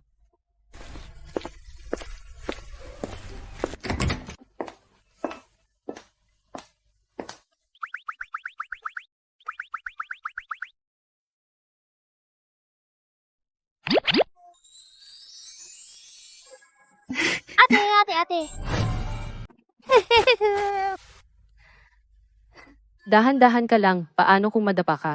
Miss na miss kita. Hindi na talaga ako aalis. Gusto kong palaging magkasama tayo ni ate. Sige, hindi na aalis. Mabait ka naman eh.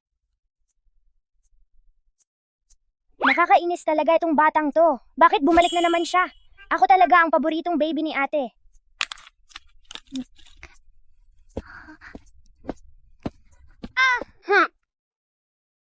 Sa wakas bumalik ka na. Ayos ka lang ba? Hey, mahabang kwento. Basta, nakakapagod sobra. Mas maginhawa talaga dito. Anong balita doon sa pamilya Fu? Si matandang Fu, agad-agad pinaabiso ng butler. Sabi, pangmatagalan na raw ang slot ng pamilya Fu sa early childhood class. At nagbigay pa sila ng malaking donasyon. Sobrang bongga talaga. Naalala ko noon, yung si Fu Wanghai, na pinsan ni Yixiu. Dati siya pa ang laging humaharang kay Yixiu para hindi makapasok sa early childhood class. Galit na galit si matanda. Ngayon, siya pa mismo nag-abot dito. Hindi na lang siya umiimik. Ngayon, pinatapon na siya sa kumpanya nila sa abroad.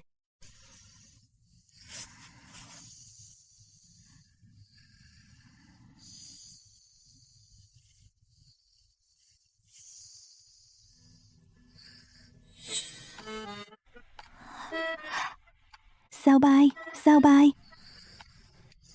Miss, kakauwi nyo lang galing bakasyon. Oo nga. Saubay, may sasabihin sana ako. Pwede bang dagdagan ng slot dito ng isa pa para sa pag-aalaga ng bata? Ha? Magdagdag pa ng isa. Miss, tignan mo nga ang eksenang to. Tignan mo naman ang katawan ko. May space pa ba dito? Oo nga, talaga namang wala na talagang space. Pero wala naman talaga tayong magagawa, di ba? Ano ba talaga ang nangyayari? Ikaw muna ang magkwento. Yung kuya ko kasi, lately, may tinatrabaho siyang malaking project. Sobrang busy, halos dito na natutulog sa opisina, bawat araw. Matagal mo na siyang hindi nakikita, no? Tama, ang tagal ko nang hindi nakikita si Boss Gu. Yung supplier ng project na yon, ang apelyido ay Chen. Grabe, sobrang hirap kausap. Kahit anong kondisyon pa ang ibigay ng kuya ko, hindi pa rin pumapayag yung kabilang panig. Pero hindi ko rin naman siya matulungan. Hindi naman ako marunong diyan. Ganito kasi, si Boss Chen, hiwalay na. May anak siyang babae, 2 taon pa lang. Medyo may attitude yung bata. Siya lang mismo ang nag-aalaga at nahihirapan na siya. Pero kahit kumuha siya ng yaya, hindi pa rin kaya pasunurin yung bata. Dahil dito, halos makalbo na si Boss Chen sa stress. Kung ikaw kaya mong ayusin yung anak niya, hindi ba't mas lalambot ang ugali niya? Actually, nasabi ko na rin to kay kuya ko. Pero tinanggihan niya ako. Pero bawat araw na lang, nakikita ko siyang nagpupuyat sa kakamiting. Hindi ko na rin matiis. Kahit nag-travel ako, iniisip ko pa rin yan. Kaya heto, bumalik agad ako. Tapos sabi pa ni Mrs. Fu, kapag wala si Yixiu, tahimik daw. Pakiramdam ko talaga ikaw lang makakakaya sa kanya. Kaya, ayan, palihim akong lumapit sa'yo ngayon. Gusto mo ba? May kailangan bang ipaliwanag sa yaya namin sa bahay? 6:00 pa lang ng umaga, iiwan ang sariling anak para lang magbantay ng mga anak nyo. Anong sasabihin ko? Kung hindi dahil kay Boss Gu, wala ako sa kinalalagyan ko ngayon. Ngayon, si Boss Gu mismo ang stress. Ano namang klaseng tao ako kung hindi ko tutulungan? 3 ang binabantayan ko, dagdag pa ang isa. Okay lang din. Hindi ba, dagdag lang naman ng isa. Talaga? Pumayag ka na? Syempre naman. Hindi mo alam, si Boss Gu, sobrang bait sa akin. Ngayon, siya ang nangangailangan. Aba, hindi ko dapat baliwalain. Kailangan ko talagang tumulong kay Boss Gu, kahit anong mangyari. Xiaobay, alam ko na talaga, ikaw ang pinakamaasahan.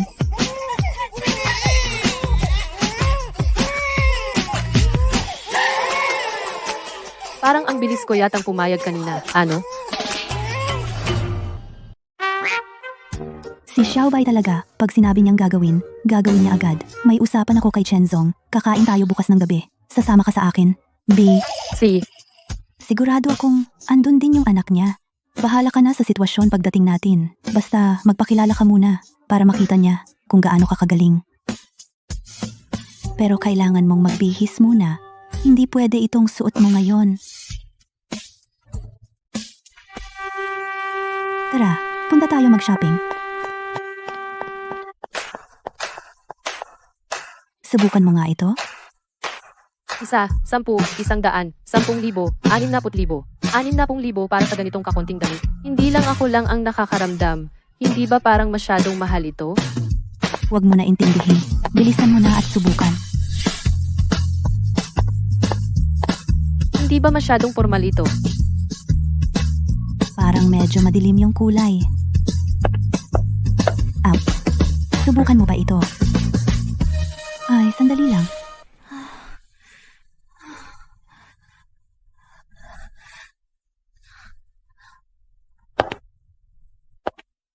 Xiaobay, sa wakas bumaba ka na rin ngayong araw natin.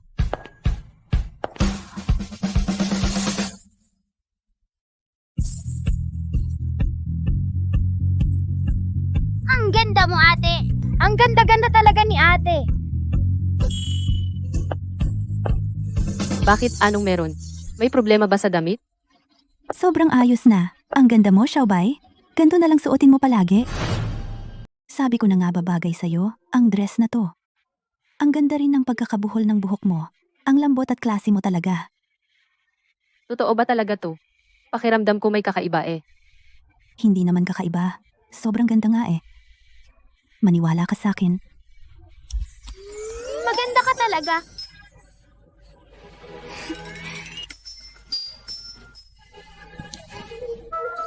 Ang ganda mo ngayon, ate. Sinabi ko na sa inyo ng maaga, aalis talaga ako ngayon, ha? Walang daya, ha? Bumaba na kayo dali.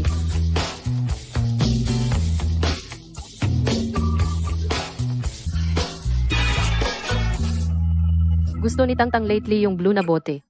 Hindi na kailangang bigyan ng iba pa. Kapag ayaw niyang uminom ng gatas, ibig sabihin, hindi siya gutom, huwag pilitin, ha? Sina Xiaoqi at Yishu madaling magutom sa gabi. Kailangan pakainin uli bago matulog.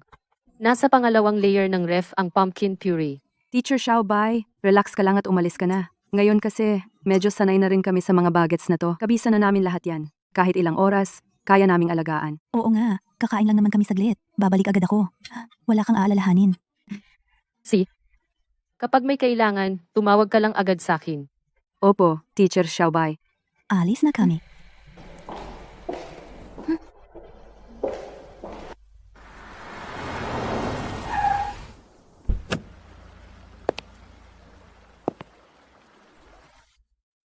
Ay grabe.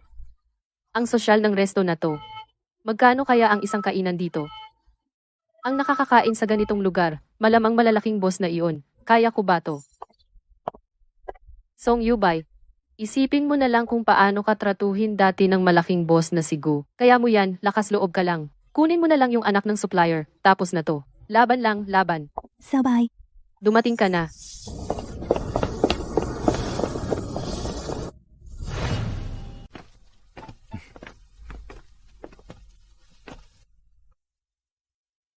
Ang laki ng punong ito. Nasa loob pa ng bahay. At itong salamin. Wala kang makikitang linya ng dugtungan. Xiaobay, dito. Pumasok ka.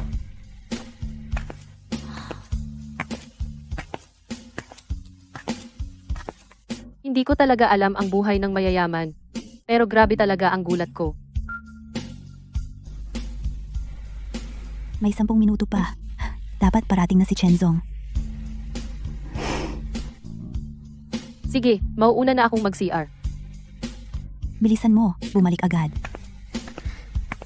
Nandyan lang ang CR sa unahan.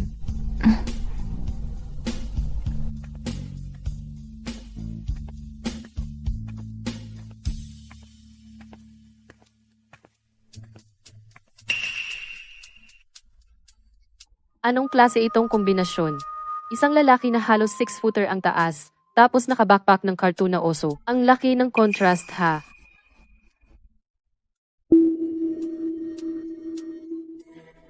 Huwag kang tumingin, huwag kang tumingin. Wala kang pakialam sa buhay ng iba. Isipin mo na lang ang gagawin mo mamaya. Ate, huwag ka nang magalit. Mali lang talaga yung lalaki. Wala siyang taste. Nagpakasal pa sa isang mahirap. Tiisin niya ang buhay niya pagkatapos niyan. Wala ka ba talagang mata? Ikaw yung bumangga sa akin oh. Pero sige na lang. May importanteng lakad pa ako ngayon. Balik na tayo sa kwarto. Aro, nagmamadali kang samahan yung tao? Plain na plain ka pang nag-ayos ngayon. Ngayon ba? Ang baba na ng standards ng mga members dito? Kahit gaya mo, nakakapasok na. Ikaw. Ikaw, anong ikaw? Hindi matanggap? Itong mga babaeng nagsusuot ng puti, nagpapaka-innocent pa? Ang dami ko nang nakita. Pare-pareho kayo ng babaeng sinana. Pare-parehas kayong babae. Sino si Nana? Ate, wag mo akong idamay kung galit ka. Oras na kaya. May gagawin pa ako.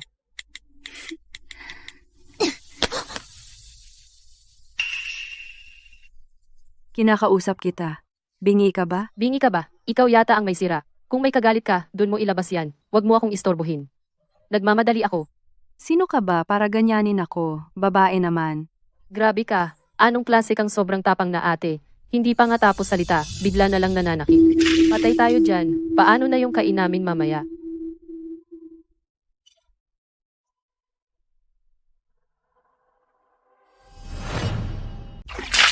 Anong nangyayari? Ang gold finger ko. Sa wakas na ilabas na. Physical attack mode na ba to?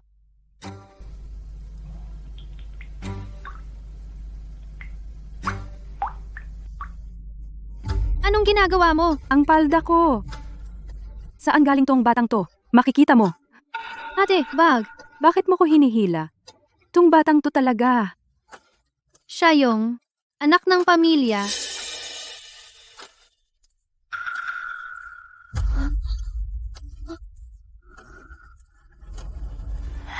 Sorry ha, bata. Ate, biro lang kanina. Ikaw, dahan-dahan lang maghugas ng kamay. Hindi na kita aabalahin. Anong nangyari? Hindi ba ang yabang mo pa kanina? Bakit bigla ka na lang umalis?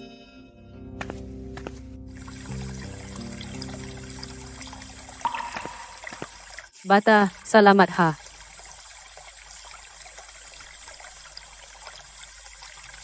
Mukhang hindi pala lahat ng bata ay tinatablan ng ugali ko.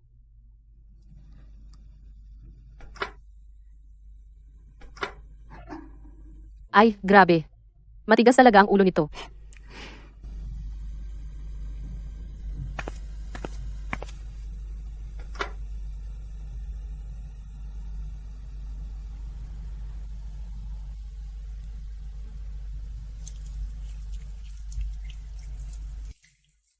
Ang saya ng batang to. Ang cute ng mukha, pero seryoso kung kumilos. Grabe, patay, patay, patay. Ang tagal ko na pala, parating na siguro si Chenzo. Bata, salamat ulit kanina.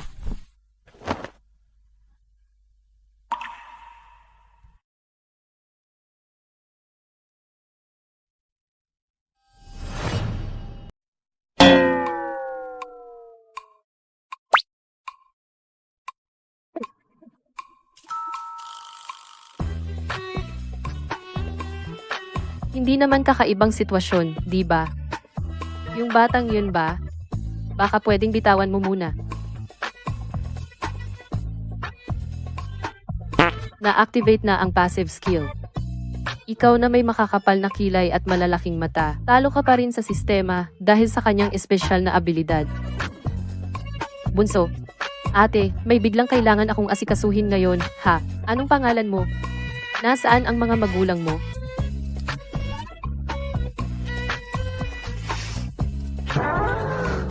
Ayos kung kasama mo naman pala ang mga magulang mo.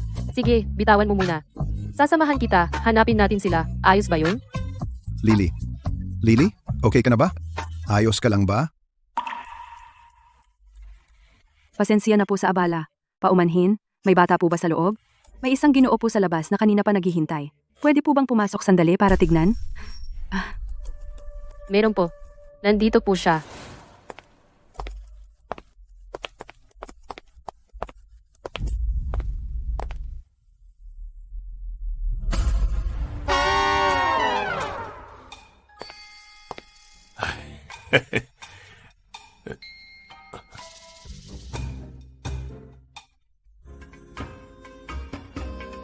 Hi.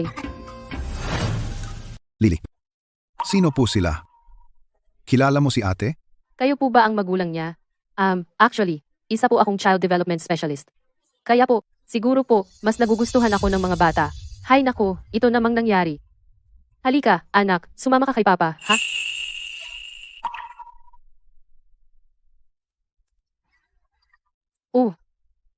Yung bata. Ang cute ano? Patay. Sana hindi iniisip ni Kuya na binigyan ko ang anak niya ng kung anong pampagayuma. Child Development Specialist.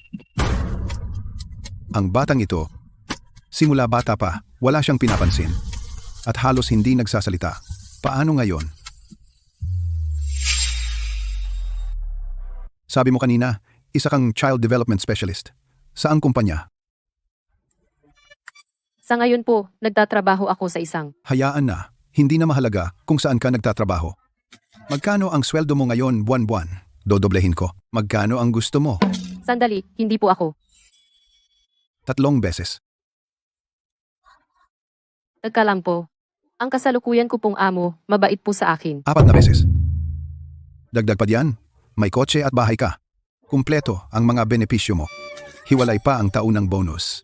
Talaga pong hindi pera ang problema. 5 beses. Ano pa ang mga kondisyon mo? Sabihin mo lang. Alam kaya niya o hindi, na ngayon, ang buwan ng sahod ko ay 40,000. Pero kung nakakapunta rito para kumain, malamang hindi ring gipit sa pera. Ngayon, ang buwan ng sahod ko, mula sa pamilya Gu ay 10,000. 3 malaking pamilya, bawat isa, tag 10,000. Pag pinagsama lahat buwan-buwan 400,000. Kung 5 beses nito, 200,000. 200,000 kada buwan. Sa isang taon, 2,400,000.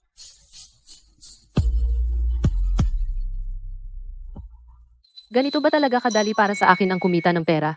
Hindi pwede, hindi pwede. Song Yubay, magising ka nga.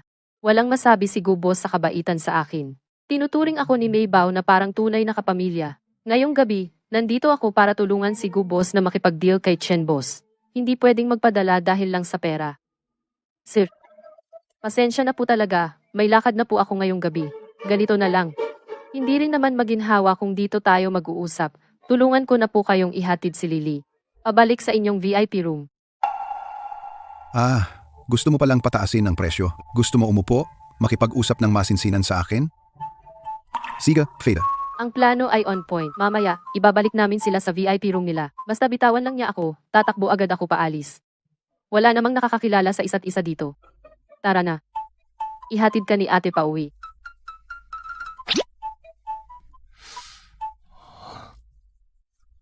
Dito banda.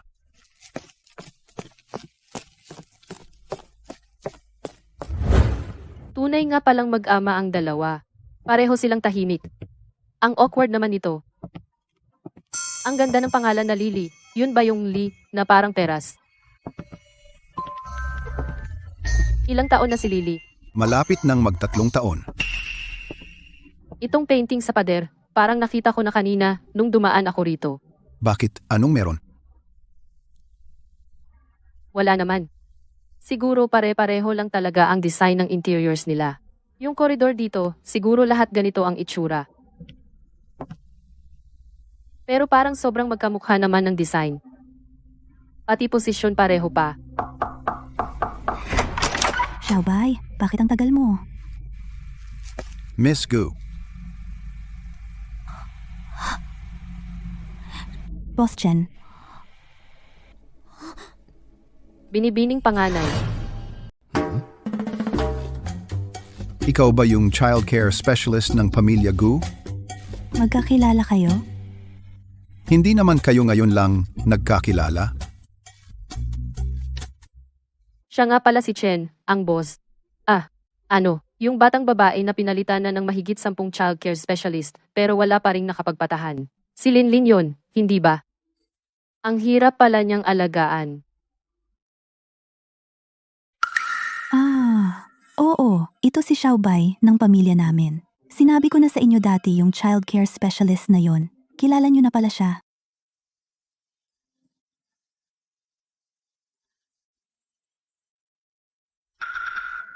Miss Gu, tunay ngang kilala ang childcare specialist ng pamilya Gu. Hindi basta-basta. Sabihin mo kay kuya mo na ituloy na yung cooperation ng Gu Group.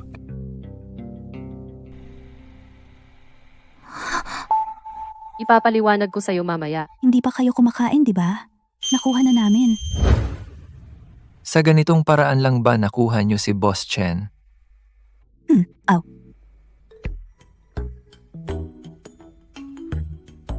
Baka hindi ka maniwala pag sinabi ko. Pero sa totoo lang, hindi ko rin agad na gets. Paano naman siya?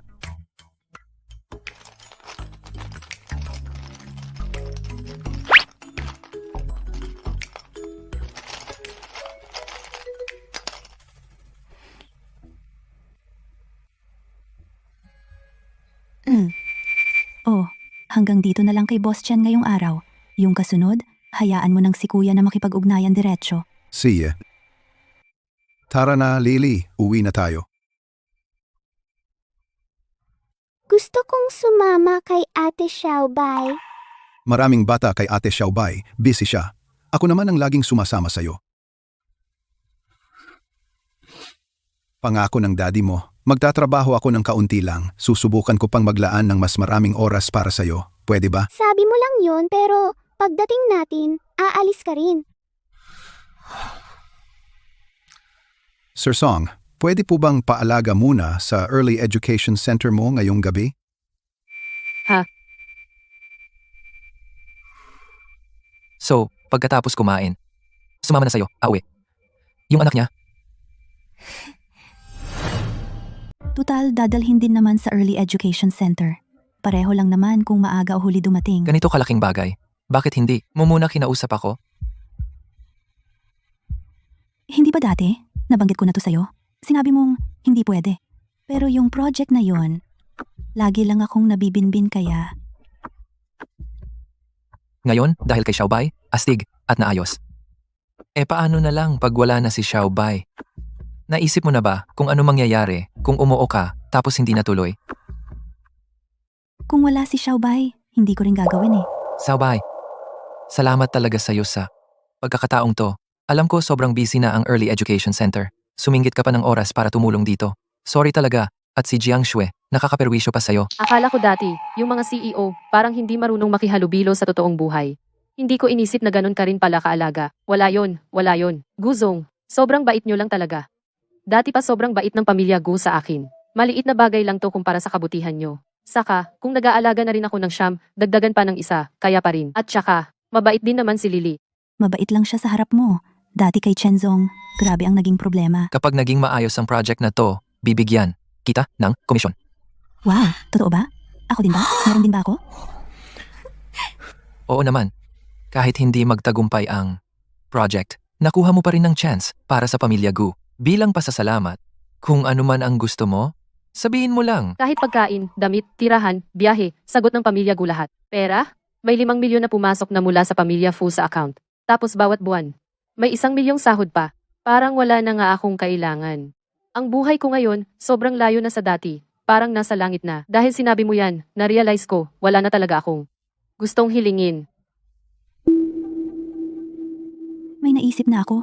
Ang tagal na ni Xiaobay dito. Ni isang araw. Hindi pa siya nagbakasyon, di ba? Parang wala talaga. Parang wala talaga. Oo, di. Bayad na leave na yan. Mag-travel tayo. Noong nakaraan, sinabi mo gustong pumunta sa dagat ngayong tag-init, di ba? Kuya, pwede ba ito? Pwede naman. Pero, yung mga babies sa early education class, kaya ba nila na walang Xiaobay? Tama? Ano? Oo naman, kahit sanay na kinalingling ang mga bata, pag ako nawala ng ilang araw, baka mahirapan pa rin sila. Kahit gusto ko talagang mag-beach, pero may paraan na ako. Di, sabay-sabay tayong magpunta. Kuya, di ba may private island ang kaibigan mo?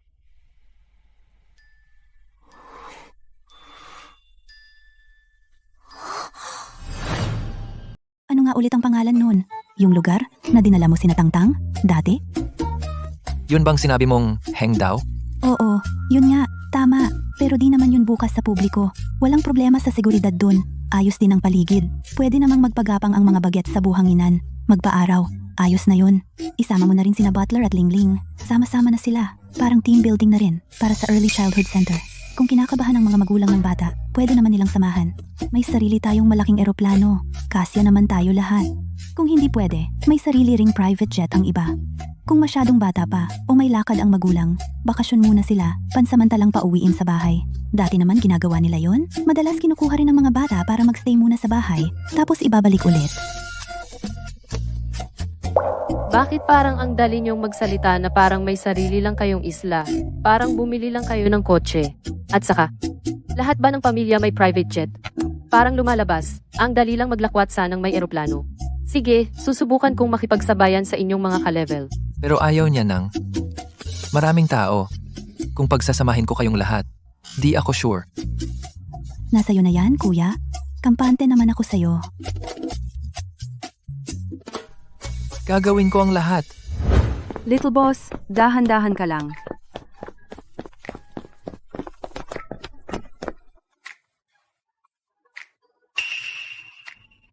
Aray!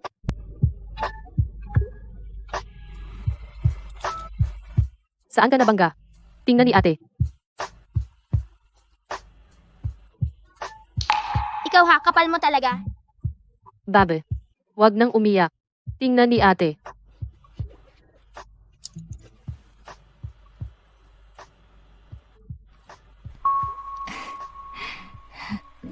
Madali lang tandaan ang number ko. Ang number ko ay 00 ha.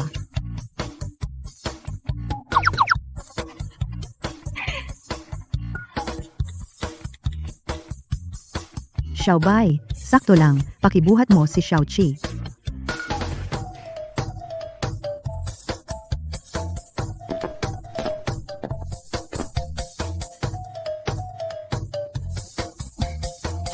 Wag mo akong sisihin. Talagang nakakatuwa kasi siya.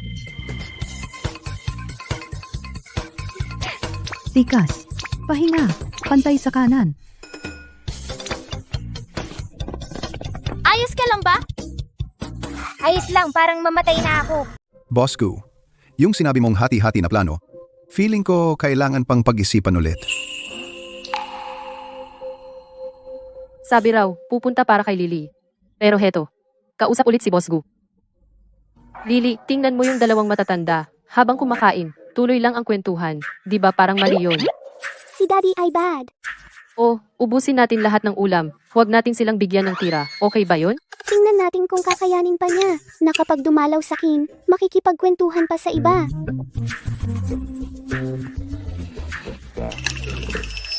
Ito yung araw-araw sa bahay. Isang kutsarang kanin, 5 minuto bago maubos. Anak ko yan. Salamat, ate. Lily, ikaw ang pinakamaasahang chikiting sa early education section. Ibibigay ni ate sa'yo ang authority para tulungan sa 6 na departamento. Huwag mo nang pulutin. Kaya ko naman pong pulutin mag-isa. Grabe, ang cute niyang gumawa ng pangungusap. Di ba? Hindi ba kapag nakakakita ng parenting coach, agad silang napapaalis sa pagiging cold niya? Hindi ba kapag sinalungat siya, tahimik lang, tapos maiiyak na? Boss Chen, sa tingin ko, 50-50 na hatian ay swak na swak. Ilang ulit na naming in-examine ng team ko, pantay para sa parehong panig. Ano po ang tingin nyo? Siya na nga. Boss Gu, sulit kuha mo sa parenting coach na yan. Napuri mo naman masyado, Boss Chen. Salamat, ate. Pero ang ate ay ate. Hindi ako eh. Ang ibig sabihin ni Lily ay, ang ate ay tawag niya sa akin. Hindi mo siya pwedeng tawagin na ate. Dapat tawagin mo siya sa pangalan niya tapos ate. Ate Lily. Ang pangalan ko ay Chen Lily. Peras kahel, peras. Hahaha. Aalis na si ate para ayusin si Tangtang. May maliit akong ibibigay na gawain sa'yo. Ngayong araw, turuan mong masabi ni Xiaoqi ang kabilang ikaw ay kasama, 3 pangalan ng mga kapatid mong lalaki't babae, pwede ba?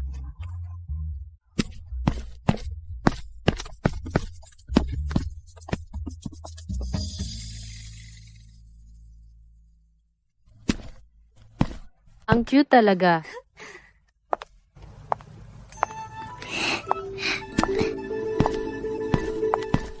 Ako talaga ang pinaka-favorite dito.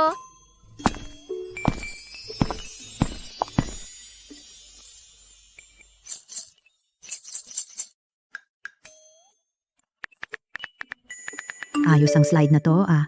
Gustong-gusto ni Xiaoqi maglaro. Magdodonate ako ng isa. May posibilidad kaya ng kapahamakan sa safety nito? Mas ligtas pa ang maayos na slide kaysa hagdan? Alam mo? Tsaka ba naman, si Teacher Xiaobai pa ba ang papabayaan na madisgrasya ang bata? Sige, aprobado na agad ng lahat. Sakto, paalis tayo for company outing sa isla. Pagbalik natin, tapos na yun. Alam mo ba yung tungkol sa pamilya Gu kamakailan? Yung early childhood class na yon, ang daming tao nag-uunahan makapasok doon. Lahat sila tinanggihan. Pakiusap naman. Pakisabi na lang. Ako si Joe Ming ng Hengtai Group. Ngayon, nandito lang ako para bumisita kay Teacher Song. Pasensya na, hindi pwedeng pumasok ng walang appointment.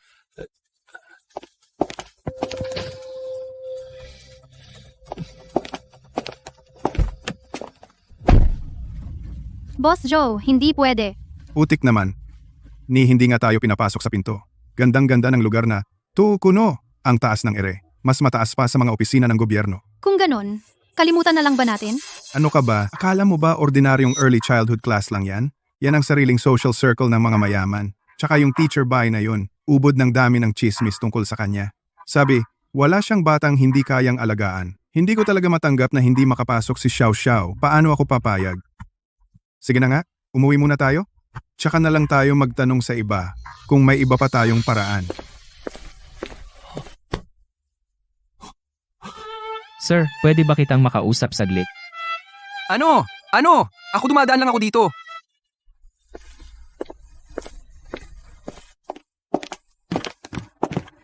Lahat ng mga yan gusto makita si Teacher Song o sumali sa early childhood class o kaya umusisa ng balita.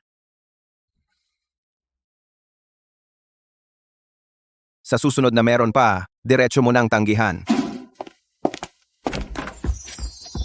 Sabay. Sabi ni Kuya, pumayag na siya.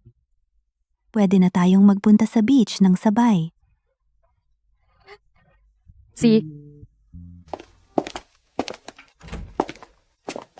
Teacher Song, Miss, eto na po yung listahan na inayos namin para sa biyahe. Gatas, diaper, sunscreen, sombrero, salbabida, pampaligo ng bata. Para na tayong lilipat ng bahay, hindi ba? Mas mabuti na ang handa. By the way, alam mo ba? Ang dami ngayon gustong ipapasok dito ang mga anak nila. Halos masira na yung pinto natin sa dami nila. Talaga ba? Talaga ba?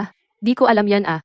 Pero tinanggihan ng kuya ko, si Boss Chen, pati na rin ang pamilya Fu at Shu lahat. Si Lolo Fu pa nga mismo nagsabing, kung hindi sila yung inrekomenda, walang kahit sinong makakapuslit dito. Ang araw ko, puro pag-aalaga ng bata, kain, tulog, ganun lang. Hindi ko inasahan na ganito nakainit sa labas. Pero wag mo na intindihin, ang tanging kailangan mo lang ay alagaan ng maayos tong mga makukulit na to. Yung iba, may mga tao na magtatanggol sa'yo. At sabi rin ni Kuya, na si Mr. Wen, ay nagsabi na anytime pwede tayo sa villa nila sa island. Sobrang laki daw nun, kumpleto ng butler, at mga kasambahay, may doktor pang kasama doon. 5 minuto lang daw ang medical station mula sa tirahan. Si Mr. Ven? Si Mr. Ven? Oo nga, yung kaibigan ni Kuya, may-ari ng Hengdao Island. Pagdating natin, mag-ingat ka lang, huwag mo siyang masaktan o mapikon. Kasi kahit yung pamilya Gu namin, hindi kayang banggain ng pamilya Wen. Tahimik lang sila, di masyadong kilala ng iba. Pero syempre. Pero sabi ni Kuya, mahiyain sa tao, ayaw makisalamuha. Hindi talaga kami nag-expect pero ngayon pumayag agad siya. At sinabi pa na sasama din siya. Ay naku, tama na. Ayokong isipin yan. Basta mag-ingat ka na lang mamaya. Huwag mo siyang inisin at ayos na. Parang ang hirap niyang pakisamahan pakinggan pa lang. Pag nakita mo siya, umiwas ka na lang talaga. Tapos, ito yung listahan ng mga pupunta. Teka, titingnan ko lang, lahat pupunta, maliban kay Xiaoqi, diba? Oo, pero si Chenzong lang ang kasama ng magulang. Ay, dapat nga pupunta ang kuya ko. Ang dami pa niyang kinansel ang meeting. Pero ilang araw lang, biglang may dumating na hindi niya basta pwedeng i-cancel. Kahit mag-overtime, hindi pa rin natapos. Sayang, puro pagod lang. Walang kwenta yung pagod. Napatawa na lang siya.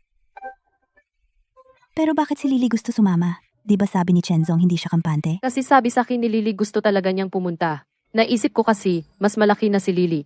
Maayos na rin siyang magdesisyon para sa sarili niya. Kaya tinulungan ko siyang kumbinsihin si Chenzong. Basta si Chenzong, basta huwag lang si Lily, pumayag na rin siya. Kaya lang, hindi pa rin komportable, kaya siya na rin mismo ang sumama, hahaha. Ay, tapos si Shu. Sina Fu Furen at Fu Xiansheng laging abala talaga. Siyempre, hindi rin naman pupunta si Lolo. Oo nga naman. Bakit hindi sasama si Xiaoqi? Dati gusto pa niyang sumama, di ba? Ah, sabi ni Xu Xiansheng, uuwi muna sila para dalawin sina Lolo at Lola. Kaya malamang, magtataray yun.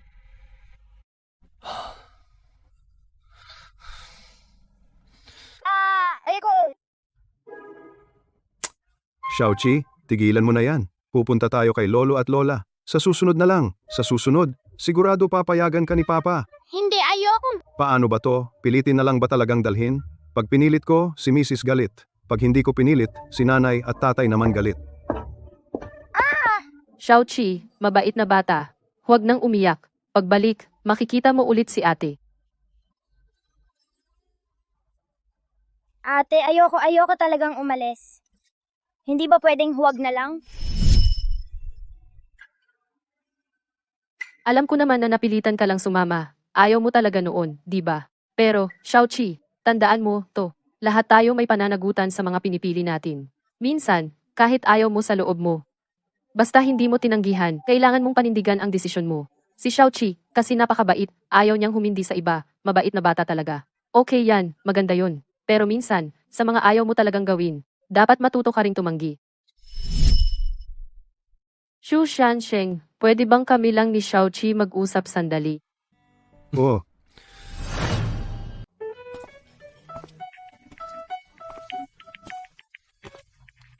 Xiaoqi, pumunta ka tulungan si ate kumuha ng bulaklak doon. Hindi pwedeng basta kumuha ng bulaklak.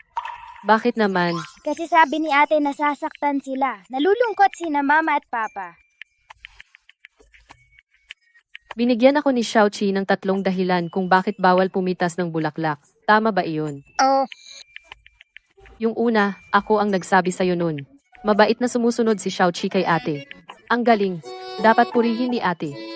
Ang galing at masunuring Xiaoqi. Yung pangalawa, kasi masasaktan ang bulaklak, di ba? oo. Yung pangatlo, kapag nahiwalay sila sa bulaklak, malulungkot din ang mga magulang nila, tama? Oo. Kung si Xiaoqi matagal nang hindi bumisita kina lolo at lola, malulungkot din sila.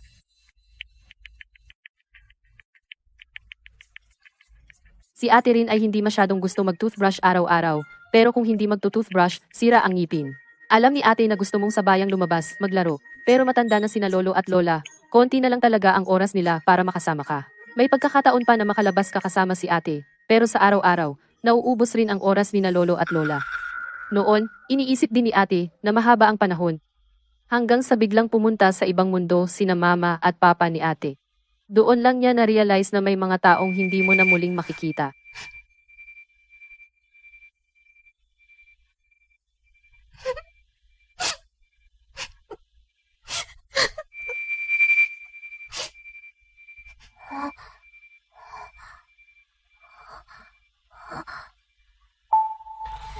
Umiyak ba ako? Ate, susunod po ako sa'yo. Pupunta kay lolo at lola. Hindi iiyak, huwag iiyak. Ate, huwag kang iiyak. Ate, huwag kang iiyak.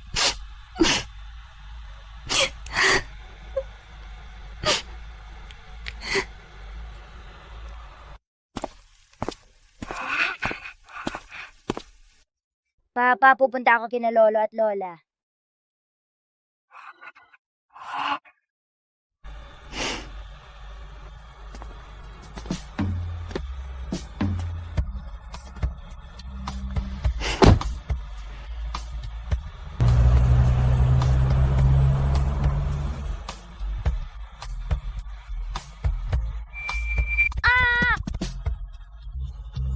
Kapag bad trip ka, isang candy lang, solve agad ang pakiramdam.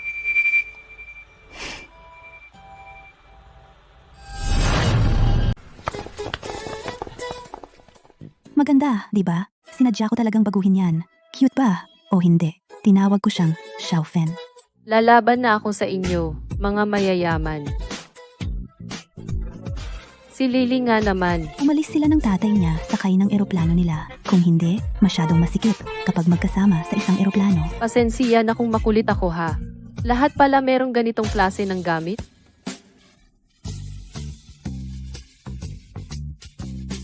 Sobrang cute naman nito.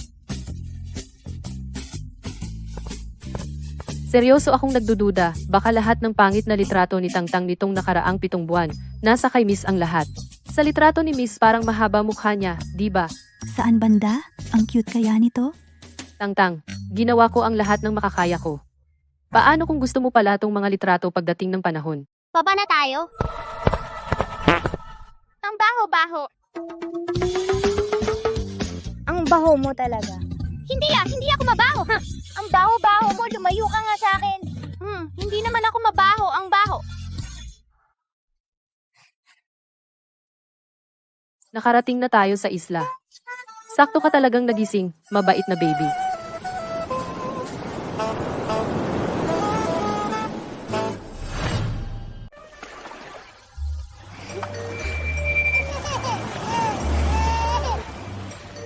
Sige na.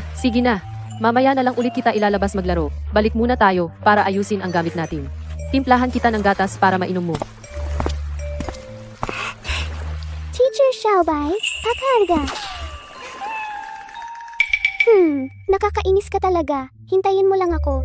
Lahat ba ng bata dito gusto si Teacher Xiaobay? Siyempre naman, si Xiaobay kasi, amin siya dito.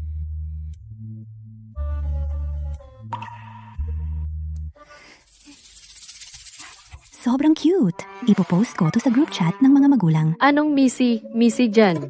Yung skills mo sa pagkuha ng picture, nako. Wag na, hahaha.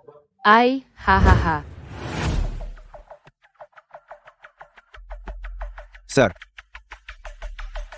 Nandito na sila. Tara, puntahan na natin at makita ang batang kakaiba raw. Malapit na tayo, tara na.